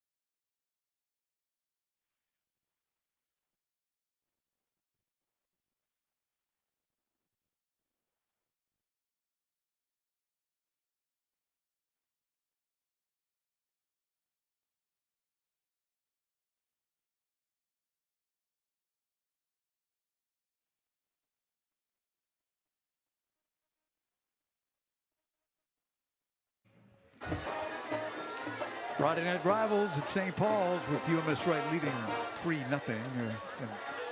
Friday Night Rivals brought to you in part by Dean Waite Injury Lawyers. If you had a problem, give them a call. That's what they do. Also brought to you by McMurphy Orthodontics. Bringing you the smile cam again tonight. Are you ready to smile? I'm ready. Lots of reasons to smile here tonight. Sure. If you like good defense, that's one. And also brought to you by tonight here at St. Paul's, Roof Doctors. Got a sick roof? I mean, we could not have a first down if it weren't for Roof Doctors, right? I mean, they've been bringing us first downs for a long time. Thanks to everybody bringing you Friday Night Rivals live from beautiful St. Paul's Episcopal School on Old Shell Road today. So Max Fowler and the Bulldogs with a 3-0 lead out, and they give it back to Wills, and just falls forward for about 3 off the left side. Where you feel like, you know, one of those games where you feel like another 6 points is nearly insurmountable the way that both these teams have played defense tonight. I don't think I quite expected this, Jim. And of course, the opener we thought it would be close. Yeah, we knew that, and the opener can really be tough to figure. But the defenses have certainly dominated. 2nd and 7 under center. This time we'll go back to Hand, one of those big backs, and he'll break free and fall across the 35 to about the 36 and bring up 3rd. And a couple here for the Bulldogs. Just mathematically speaking, there's not much room in there. Okay, you've got some big bodies for the Saints, and running it right at them. Good luck. Old friend Fred Riley checking in, watching the game here on a Friday night with us. So appreciate Fred, as always, giving us some. Occasionally he sends me something I'm not sure I can share. I'm not sure if it's for, you know, for Fred Riley? Yeah. The Fred Riley I know? 3rd and 2. Fowler wants to keep it himself, takes a big hit in front and behind, but he's going to have, I think he's going to have the first down. Boy, he took a huge lick from Cross on the backside, but he's going to get the first down. Watch this. So it pulls it down. Wow. It looked like run all the way. It was his play to succeed, and he got it. So we're already down to a minute and a half here in the 3rd quarter. These defenses have played great, but is either one going to kind of falter to all the time on the field? Right. And so again, it's a 3-point game. So, so much left here.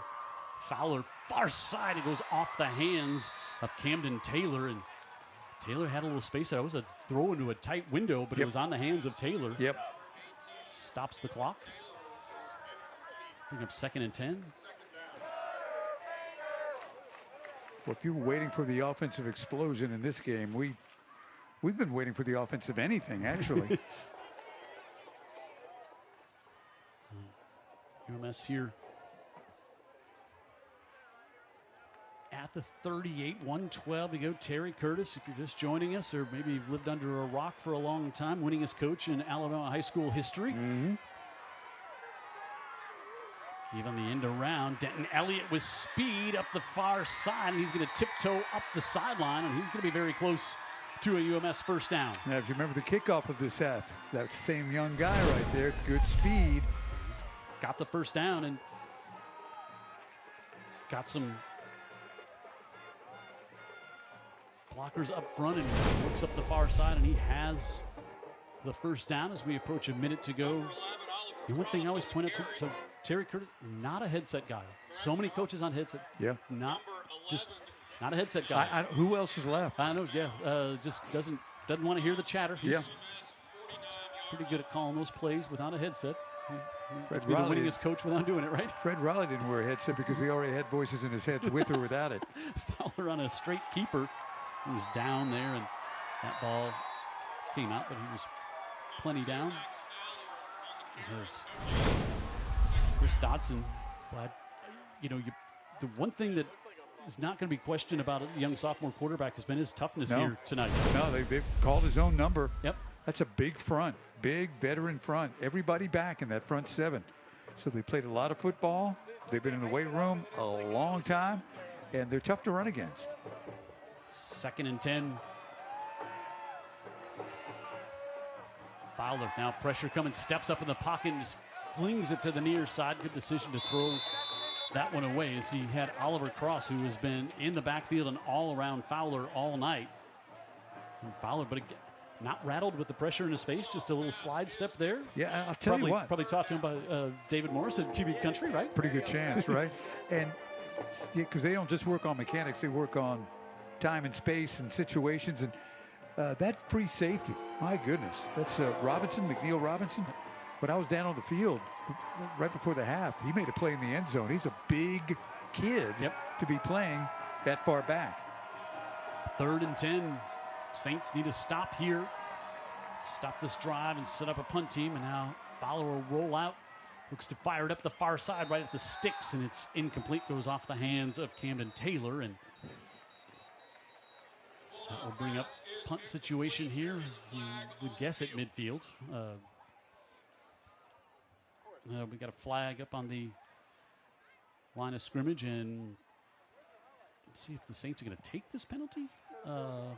Looks like they're going to back. It would be 4th down. It would be 4th and 10. They might take it if it's a holding, Jim. Yep, that's exactly what they're going to do. We've not been week 1. We have not had many penalties in this game. It's Saints and the Bulldogs. They are very, very, very well coached, both teams. So they will take the penalty and make it 3rd and forever, and hopefully gain some yards back on the punt if the Bulldogs can't convert here on 3rd and 20. I think at 3rd and 21 officially. Fowler cross coming in as well. Fowler just hangs it up the far side in traffic, and it's incomplete. You look for Taylor there, but love that. Worst case, if it's intercepted back to the 20s, it's like a punt. I mean, on 3rd and 21. If you get him to the ground right away, you're right. But he's got the big arm, doesn't he? Yep, sure does. And I think he showed us something with his toughness, with his quarterback draws and quarterback powers, and he's learned a lot tonight. Yeah, and he's had pressure on him from a big defensive front getting after him. Yes, some guys are going to play in college. Mm-hmm. So Urquhart, this time a end over end kick, didn't quite get as much of that one, but still takes a pretty good UMS bounce to close out quarter number 3 with the 32 is where the Saints will have it through 3 here on Old Shell Road. 3-0 St. Paul's trails UMS, but they got the ball back to start quarter number 4.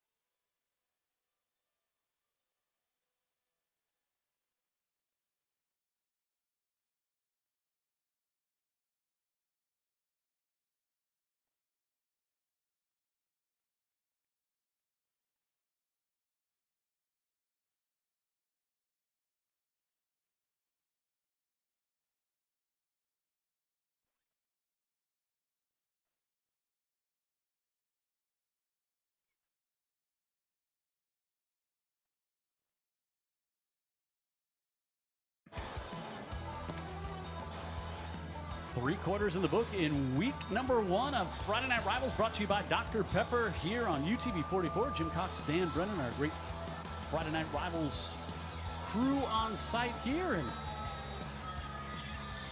at E.E. Delaney Stadium, home of the St. Paul's Saints. And we get ready to start the 4th, and Kenny Johnson, play flake, steps up. Now he wants to take a shot downfield, and that one's going to be overthrown into double coverage as he was trying to get it to Tate Johnston, which, like you said, Dan, you need a big play. He's the guy to get it in his hands. I think he is. They may have to go screen. They might have to do something closer to the line of scrimmage just to get him the ball, give him a chance. He's being double teamed when he's out there. Not a bad throw, but he simply wasn't open. He can't really run by these guys, or he hasn't shown it so far.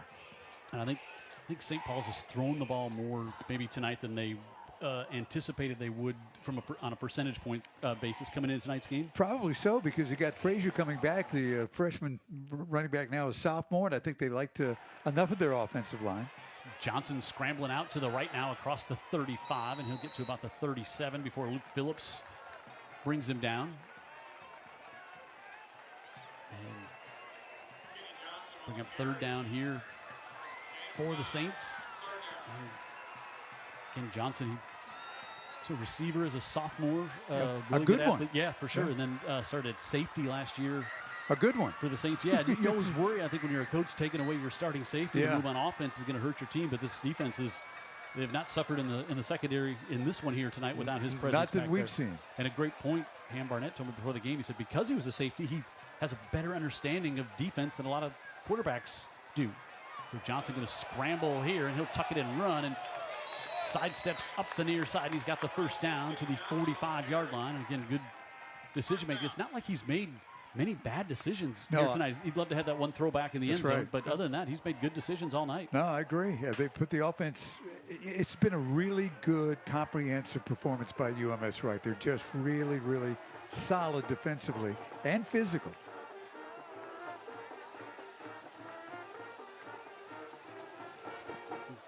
Give off to Frazier, and he's tripped up right at the 45-yard line. Good job getting a hand in there. Again, that was Halston, who he's a tackling machine. He is, and it was so much effort, too. The play was blocked pretty well. Halston came from the backside and makes a diving play. You don't give that effort, you don't make that tackle. And just got him by the ankle to limit him to 2 yards as Halston had such a big season last year, 3-year starter for the Bulldogs. Flag here before this one gets going. That's going to back the Saints up 5 yards here on 2nd down. Not getting behind the sticks. Again, pretty penalty-free game here tonight, especially at the, you got 2 inexperienced quarterbacks there. You kind of expect some more pre-snap penalties and those things, but haven't had a ton of those here tonight from either side. 6 penalties UMS right now for 45 yards. That was St. Paul's there. I'm sorry, yeah, St. Paul's. So it backs them up to 2nd and 13. Abrams comes in at running back, and he'll have nowhere to go on the left side as Phillips and a host of other Bulldogs in there, including Andrew Cook. The nose, he's done a good job plugging those holes tonight for the UMS Bulldogs up front. He's been great. That whole front and that whole front 7. Everybody. I mean, look at the way the back ends play. They've even come up in run support. They just do everything correctly.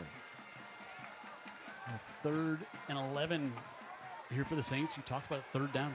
A lot of 3rd downs here for the Saints. You don't want to be there if you can avoid it.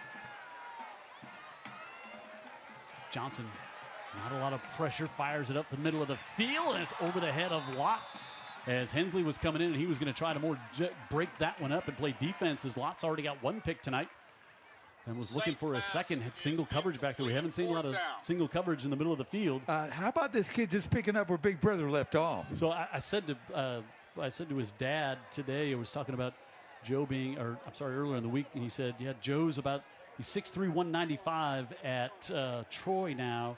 And I said, well, that's not what I typed in the depth chart for David. And he said, whatever you put him down is, he's not that big. And we have him listed at 5'9", 138. So Ginsburg line drive kick at the 20, and it's taken by Camden Taylor, and he'll get a couple on the return, and already down to 9 minutes to go in this one, and UMS has got the ball back at the 22. We'll come back to Old Shell Road after this big rivalry game between the two schools here in Mobile. It will be first down and 10.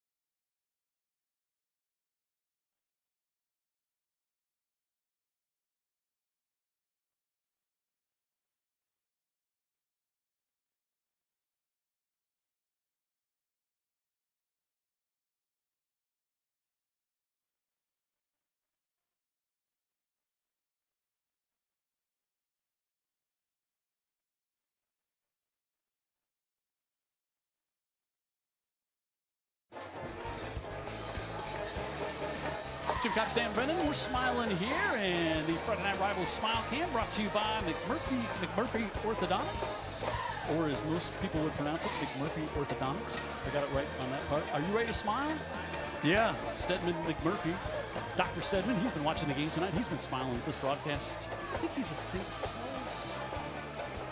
Well, that's not an easy one to step out. Where you're like, yeah, St. Paul's. You might want to know before you say. Yeah, 25 years, which I've also told is not just in Mobile, it's a silver jubilee anniversary, not just a silver anniversary. I didn't know that. Okay. Texter alerted us to that.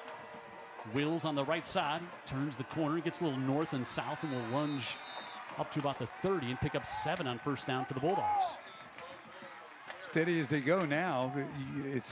They'd like to be effective in this drive offensively, maybe end it with points, but the point is they've got the football. UMS-Wright doesn't, and there's the clock. Yeah, somebody gets a touchdown this game. You like them to win, right? Yep, That's you do. Where we're at right now, they'll give him 8. And they got James Holland in the backfield next to Fowler. Wills in motion. And now Fowler going to keep it himself, makes a nice move, and he's able to dance up to the 35, and he's going to have the first down. And that kind of collapsed around him. And he looked like he was in trouble. Yeah, showed a little elusiveness back there to get the first down for the Bulldogs. Not the only quarterback with quick feet here tonight. He's proven himself to be tough and athletic. And again, just a sophomore.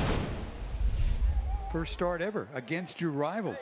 And you would think you're not really thinking about the clock all that much, but also you're not in a super hurry if you're UMS right now, because we're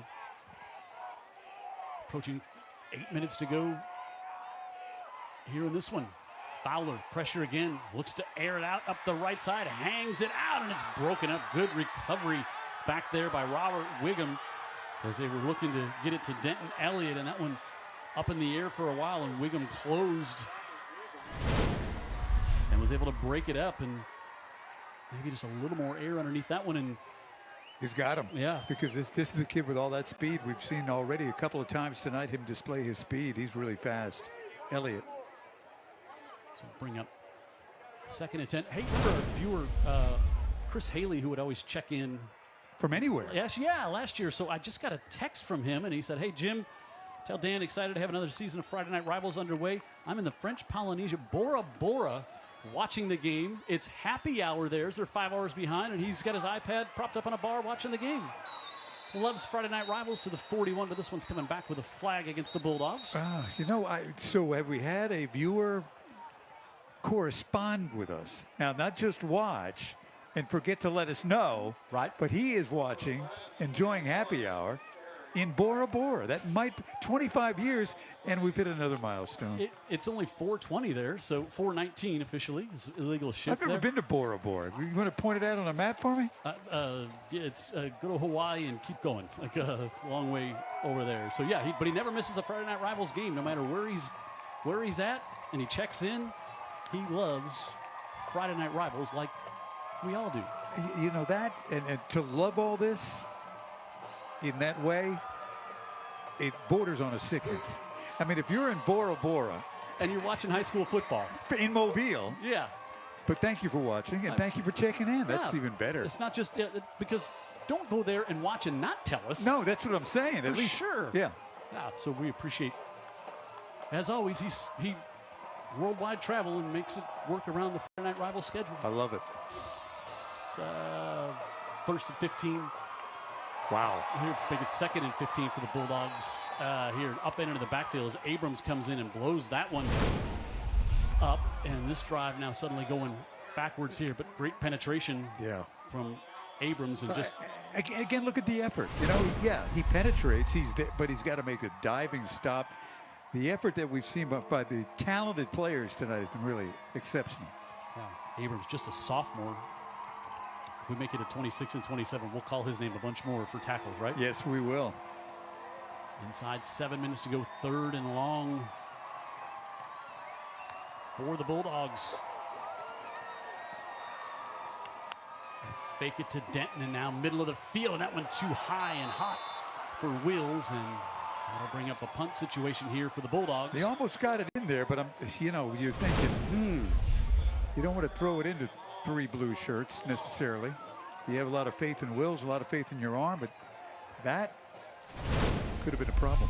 So, it hasn't been like a bend, don't break UMS defense against St. Paul's. It's not like they've been like that. They've just been stopping them. Yep. And so, there's some frustration setting in, and you're just kind of starting to how many more chances are we going to get? Pressure coming off the edge. Urquhart got that one away as Gable was hustling in. And it checks up in good field position for the Saints at the 46. But, boy, Cam Gable was blowing in on the right edge there. And Urquhart got that one away. Terry Curtis taking a big, deep breath on the far side. Saints, good field position here. Yeah, Friday Night Rivals tonight at St. Paul's. Brought to you by Local 119, plumbers, pipe fitters, and service techs. Thank you for the sponsorship. We appreciate that.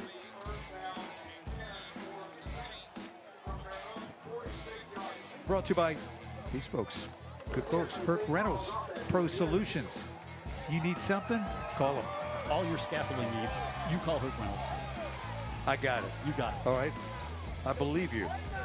Also brought to you by the United States Coast Guard. Protect, defend, and save. And they've got a big presence here in Mobile along the bay and also out in West Mobile. Yeah, and also by our friends at the Salvation Army. Yep. Ringing that bell around Christmas time. Salvation Army. That's a great sponsor to have. Appreciate that. Oh, affecting people's lives every day. Yep. Terry Curtis and the Bulldogs opening up the season here against St. Paul Saints. 6.5 to go. 3-0 our score, and Saints student body below us here trying to get their team fired up again. Really good field position at the 46. Kenny Johnson, senior quarterback, in here for the Saints. You've got some plays. Here's the time. The big drive starting near midfield, down 3. He's like Hensley to the bottom of the screen, and Johnston comes in motion, and now they'll give it back to him, and he's hit by Halston and stopped after about a gain of 1. You run a counter, and UMS-Wright is right in place. Not only that, when it comes down to the collision, they're winning that too. Yep. It's just so fundamentally sound. Yeah, very, very sound. And that's been a hallmark of the great UMS teams over the past. And so on 2nd and 9, Johnson with pressure coming from the edge, wants to step up, containment there, and he's hit and dropped all the way back at the 40. Nobody opened downfield, Jim. I mean, they just had it blanketed. Ran out of time. Meganson with the sack, and even when he stepped up, his lane was full. He had nowhere to go, and then Meganson came from the outside and got some help there to finish things off. McGinley was in there as well, and now way behind the sticks on 3rd and 15. Johnson fires this one incomplete to the near side, and good coverage. Charlie Jeffrey there, and a quick 3-and-out for St. Paul's. Yeah. On that drive. like I said, if you've got the plays, if you have some things in your back pocket, maybe that's where you see it. But it looked like just simply more of the same. And a lot of that had to do with the guys in white, UMS-Wright defense. So 5:22 left in this one. You get that sack, you get behind the sticks, and you just, it's tough. Yep. Don't care how inexperienced or experienced you are at quarterback. Ginsburg bangs this one all the way down to the 20. Taylor trying to get up to the near side. He'll get to about the 23. And take a break. Got another text in about a wager taking place in a household. We'll tell you about that when we come back with 5 minutes to go on Friday Night Rivals.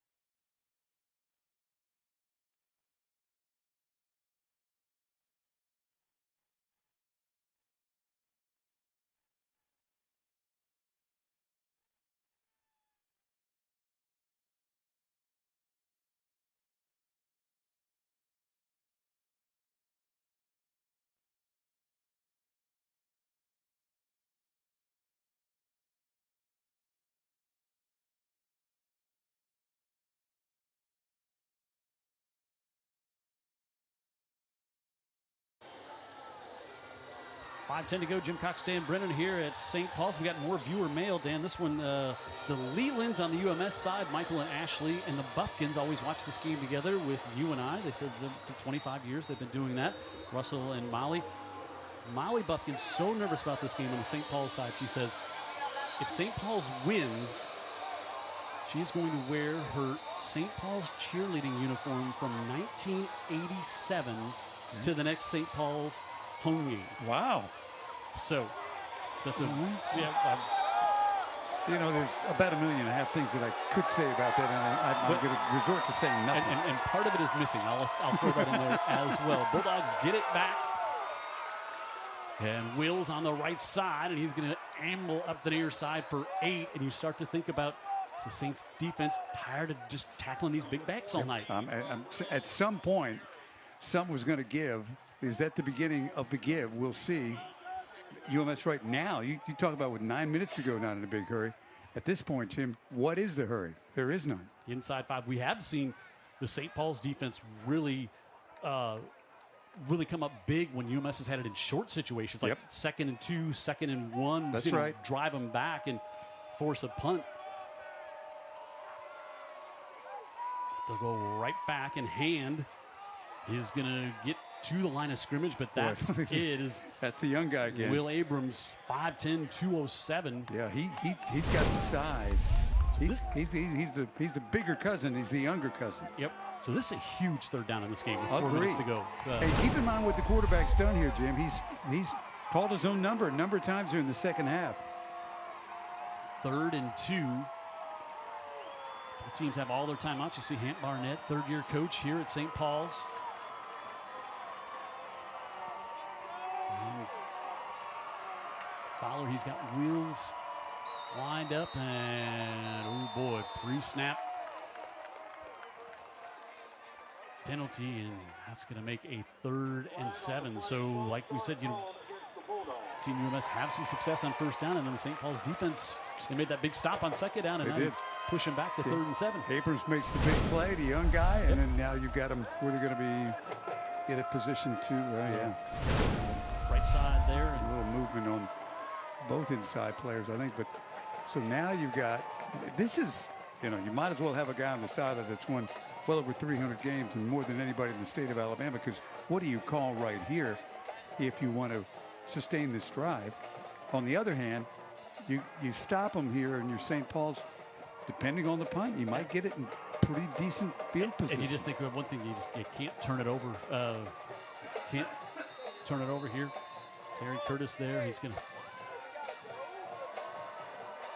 take a timeout and talk things over. 8 state championships. I was talking about some of this, the gaudy records. 8 state championships at UMS. He's been there 26 years. They've gone to the playoffs. This is 26th year.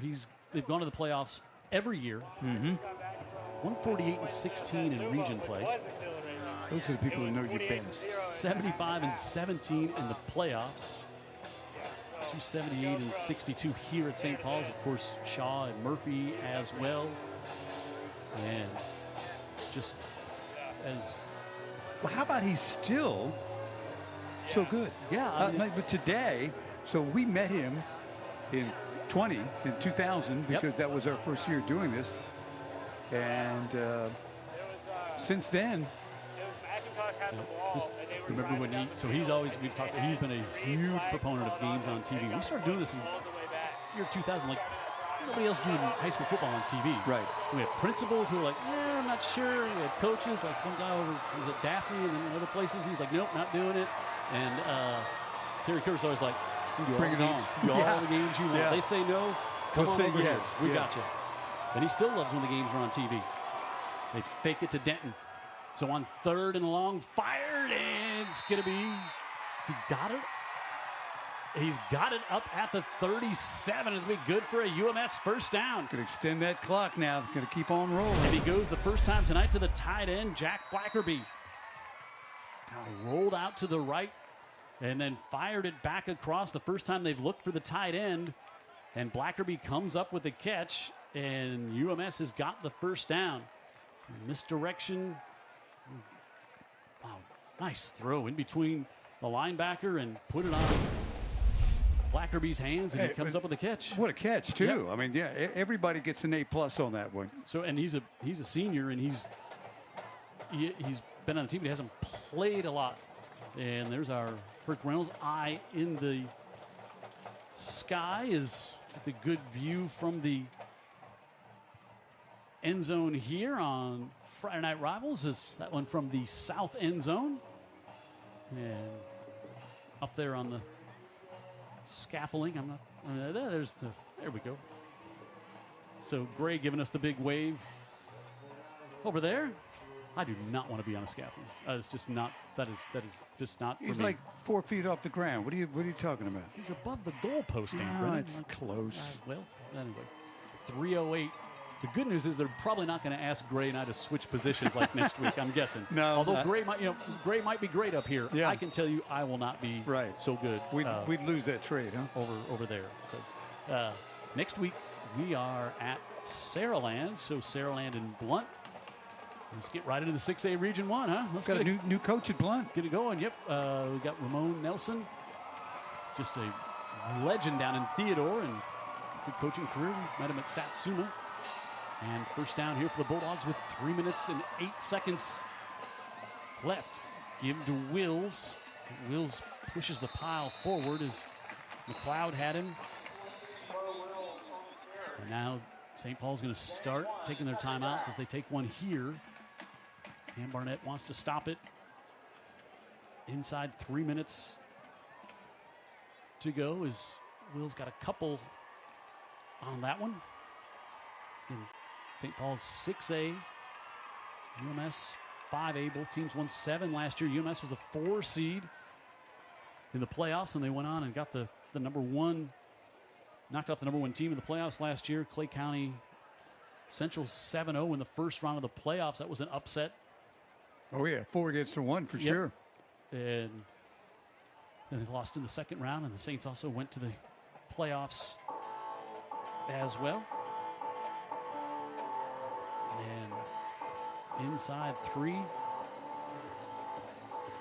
minutes left. All right, so Fred Riley, who knows a thing or two about play calls. He said great play callers always have one in their pocket. They haven't shown when the game is on the line, just like that boot pass on first down from UMS. He's like just you have it. And great. He qualifies as a great play caller. Yep. So Fred Riley, he's in the UNA Hall of Fame. Yes, he is. Yeah, I thought so. University of North Alabama Hall of Fame. He's working on a new book. about his life and times as a high school football coach. I've heard we are featured in it. Now trouble on the exchange, and Fowler all the way back to the 30. And a huge loss, and now Saints will take another timeout, and now UMS going to have third and dang near Old Shell Road to get the first down Now, here. Let's take a look. Is it just... Yeah, he Good just snap. drops it. Really good snap. Not a lot of shotgun tonight. No. Under center a whole bunch. Good point, and good job of getting on it, because, again, there was a lot of penetration by St. Paul's. I think that was Edward McLeod that was almost in there as quickly as the quarterback was back near that ball.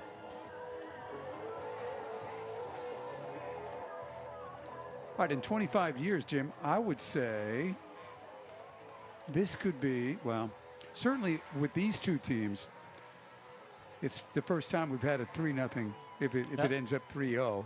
Maybe in the history of the games we've done, we've never had a 3-0 game, but I don't know. I'm kind of surprised. And we got, 2:56. Yeah, we got time. We got time. We got time left. All kinds of time left. St. Paul's out of timeouts.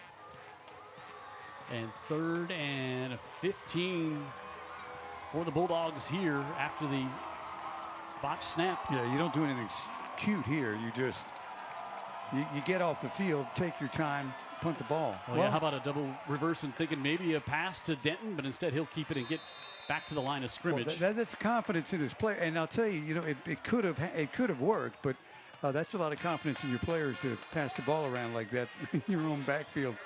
When you're, but he was willing to take that chance because he believes in his players. Yep. Now you just take your time. 4th and 11, and so they'll kick it about 2:05, and I think UMS may just let it run all the way down and just take the timeout. Could. Yep, just they've got 3 left with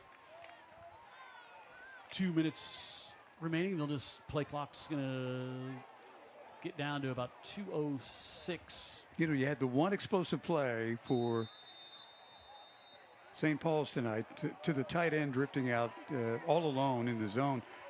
Other than that, you've had nothing. Now you're going to have no timeouts. We assume that they're about to get the ball back. If they do, we'll see where they are field position wise. But they're going to have they've got no choice but to create some explosion and some explosive plays because there's no other way to get there. No timeouts. 2:06 on the clock with the punt team coming up. Sophomore Urquhart coming on.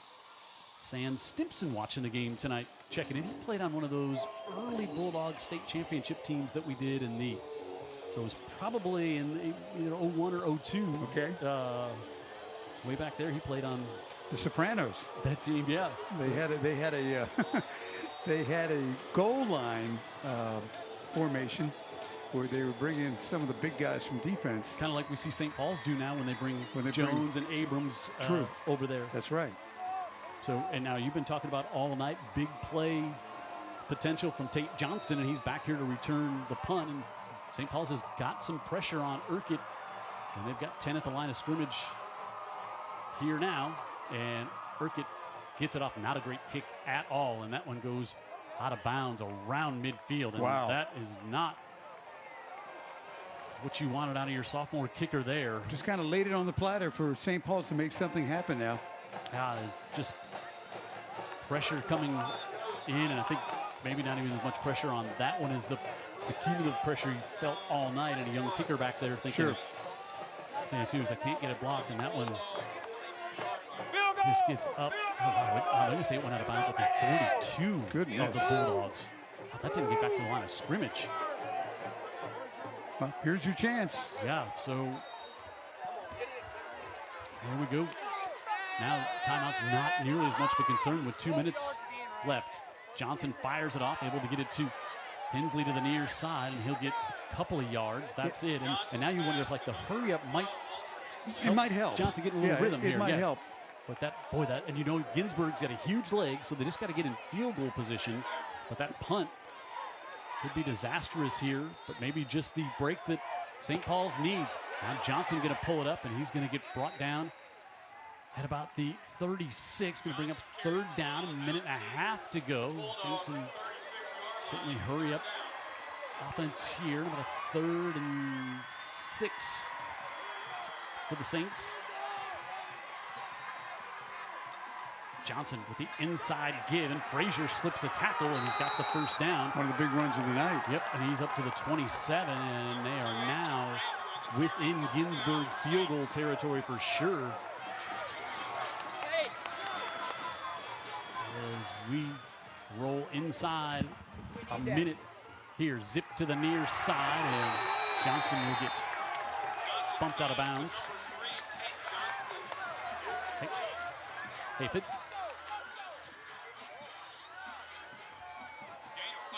He got out of bounds as well with 57 seconds left. The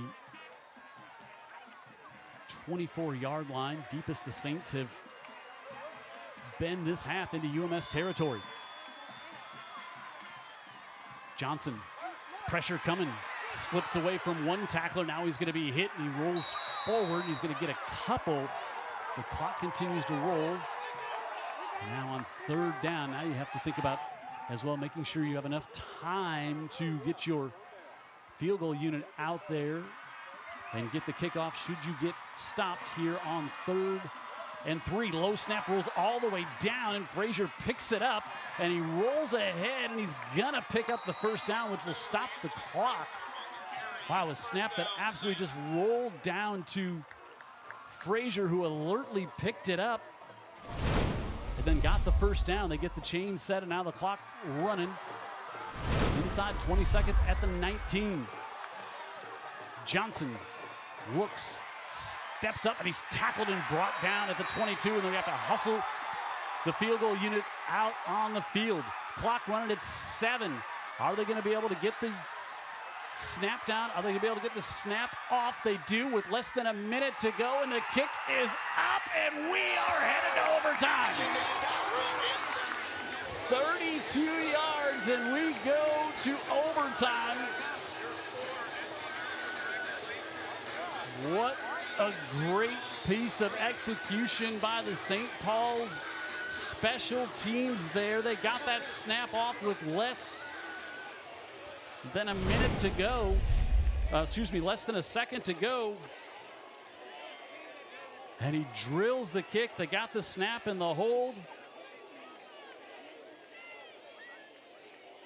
And Drew Ginsburg, who he knew he had a huge leg, that wasn't going to be the question. Just was he going to be able to have the composure with a good snap and a good hold? They got it to him, and he was able to knock it through, and so we go to overtime. What a play by the special teams of St. Paul's, and they had their field goal unit right on the sideline, hustled up together to send them out. And they get the field goal, and now we will go into overtime. What a way to start the season.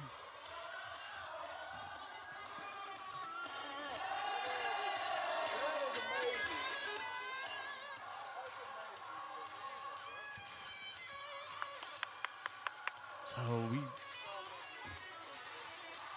catch our collective breath.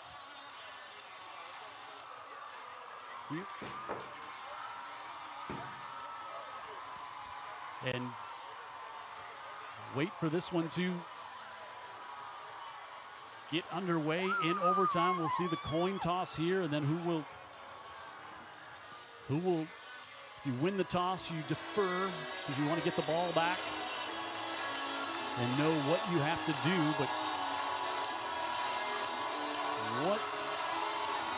just how about the execution, Dan Bennett, of the St. Paul special teams to get their field goal team out there and get the snap off? I was there. I mean, because I'm also sideline reporters after the game. So the perils of a staff where it got to do two duties, I saw it all. It was like less than a second. They got the snap off less than a second. Incredible. Yep, but they had their field goal team right there on the sidelines. Was it less than a second? Yeah, when they got the snap off.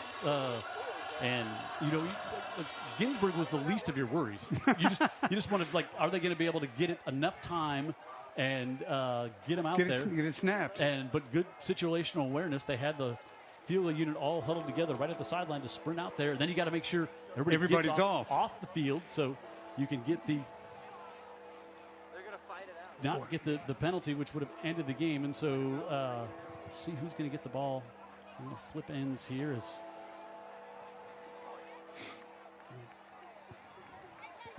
see here. Make sure everybody's going to be just one-on-one right here. We're going to settle it one-on-one right at midfield. That's what we're going to. I don't think that's part of the rules. So I did not see the signal, but it looks like St. Paul's will have it first. And it's been a while since we've been in overtime, hasn't it? Boy, yeah, it's been quite a while. And maybe about maybe 5 years or so since we had a overtime game. It's been a while since we've had one here on TV. Yep. So UMS was last in overtime back in 2020. They played 2 overtime games, Mobile Academy and Faith Academy, and lost both of those games. And now they'll just go right with Tank Jones at QB, and that's going to back them up 5. And we saw that in the first half. Penalty, pre-snap penalty when they brought Jones in. Yep, we did. You're right. We saw the same thing. Yep. So now go back to the 15. You get 1 possession. You start out at the 10.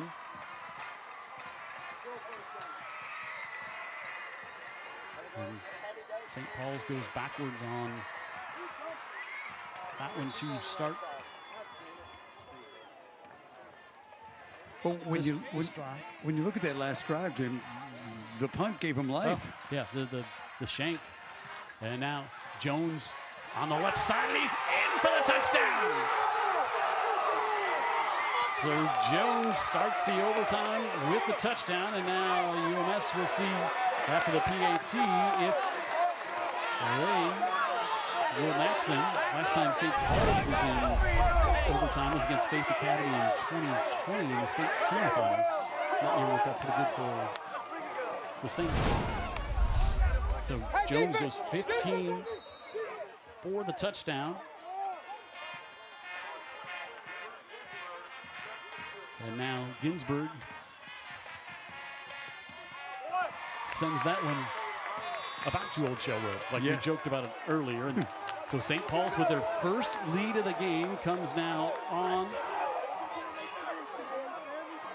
the first overtime possession. And I don't think these two teams have ever gone to overtime. In 46 meetings, I don't think there's ever been an overtime. I'm just looking at, I don't see it, but I could be wrong. But let's see what UMS does.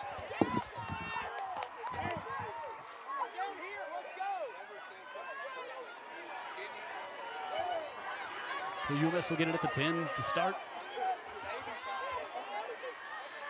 Can the Bulldogs extend this?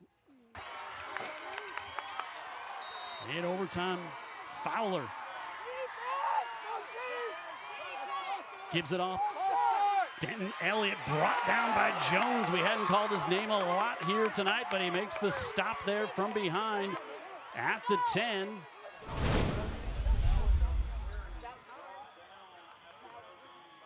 And so maybe back a yard. And so second down, so UMS certainly, they know you have 4 downs here. You have to tie the game to extend it to a double overtime. Fowler.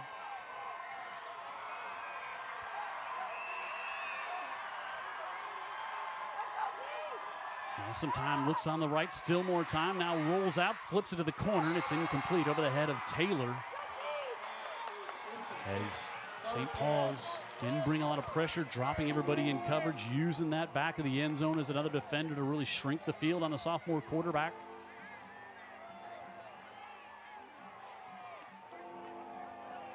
And now third down for UMS. here in overtime. They will have to get a touchdown to keep this game going. Then they'll decide, do they go for the tie or do they go for the win? Fowler. Pressure coming from Jones. Lofts it up into the end zone. And it's dropped, almost intercepted. As Fowler just heaved that one up with pressure coming. And it looked like UMS may have got away with a hold there on Jones coming in on the right edge. And so now on 4th and goal from the 10, UMS has to get this one into the end zone, or St. Paul's is going to come back with a spectacular win after trailing the whole game. They trailed for 59, trailed for the whole game 48 minutes, basically 47 minutes and 59 seconds. But here we go, 4th and 10. Bulldogs got to get it in the end zone. Fowler on the run, hit at the 5 and dropped, and the Saints have won the game.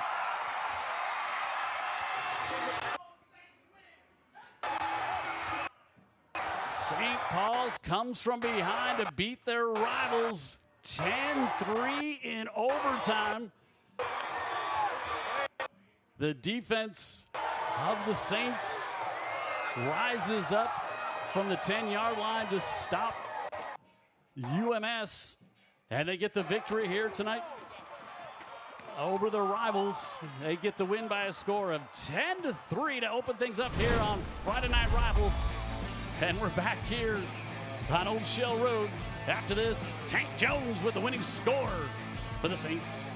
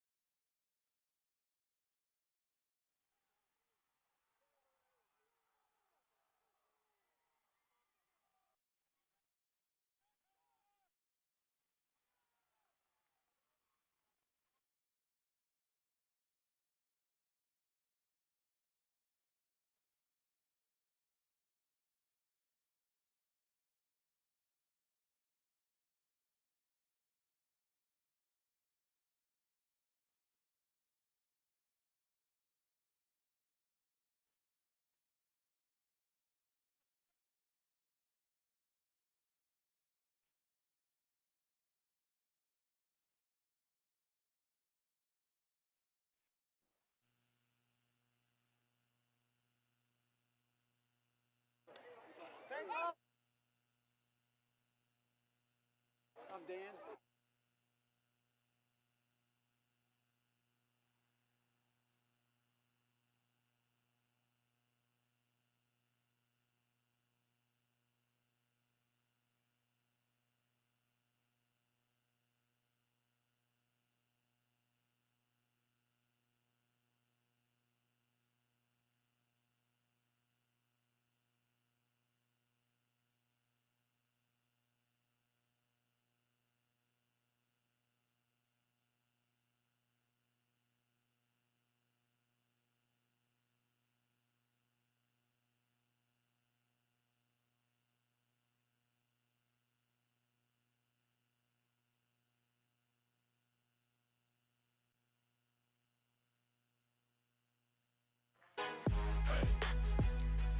St. Paul's comes from behind to beat UMS with a field goal with no time remaining, and then a touchdown by Tank Jones in overtime to win it for the Saints. And Dan Brennan's on the field with Ham Barnett.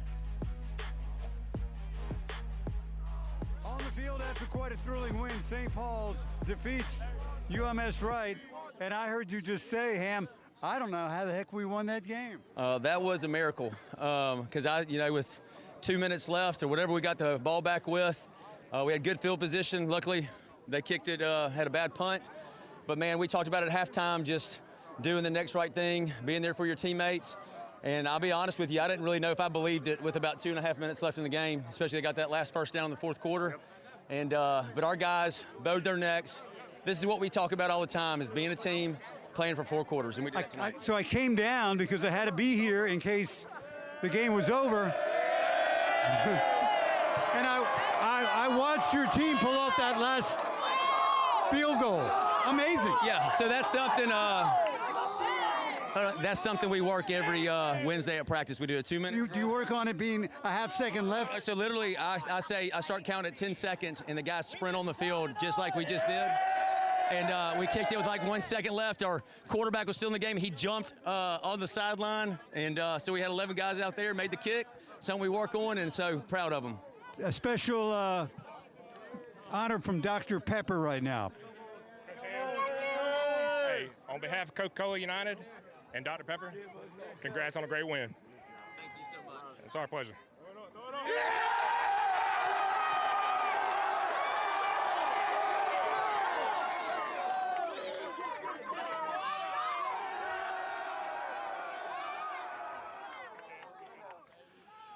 Final score 10-3. What a win for the Saints. You heard Ham Barnett talking about it there. They work on that in practice, and they were able to get it.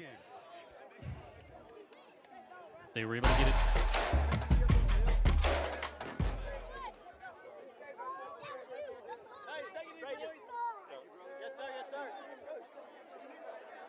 Number one recruit, maybe all of the 2026 recruiting class, and they didn't call him a lot during the game, but then in overtime, they put him at quarterback. He gets the touchdown on second down, 15-yard run. First down, gets a big stop. And Tank Jones, the player that everyone wants, the junior linebacker, and there at quarterback, running back, gets the victory for the Saints. The series all tied up now, 23-23 between these two rivals. And St. Paul's gets the win here tonight by a score of 10-3. All right. Thanks to our great sponsors here on Friday Night Rivals, Dr. Pepper, Mobile County Sheriff's Department, Greer's, IBEW 505, Dean Waite Injury Attorneys, McMurphy Orthodontics, also Roof Doctors, Local 119 Plumbers, Pipe Fitters, and Service Techs, Herc Reynolds, United States Coast Guard, and the Salvation Army. So thanks to our great sponsors. Thanks to our crew here tonight. St. Paul's with the win here at home by a score of 10-3 over their rivals. They beat UMS. Season series now all tied up at 23-23. Next week, we're at Saraland for Blunt and Sparty here on Friday Night Rivals.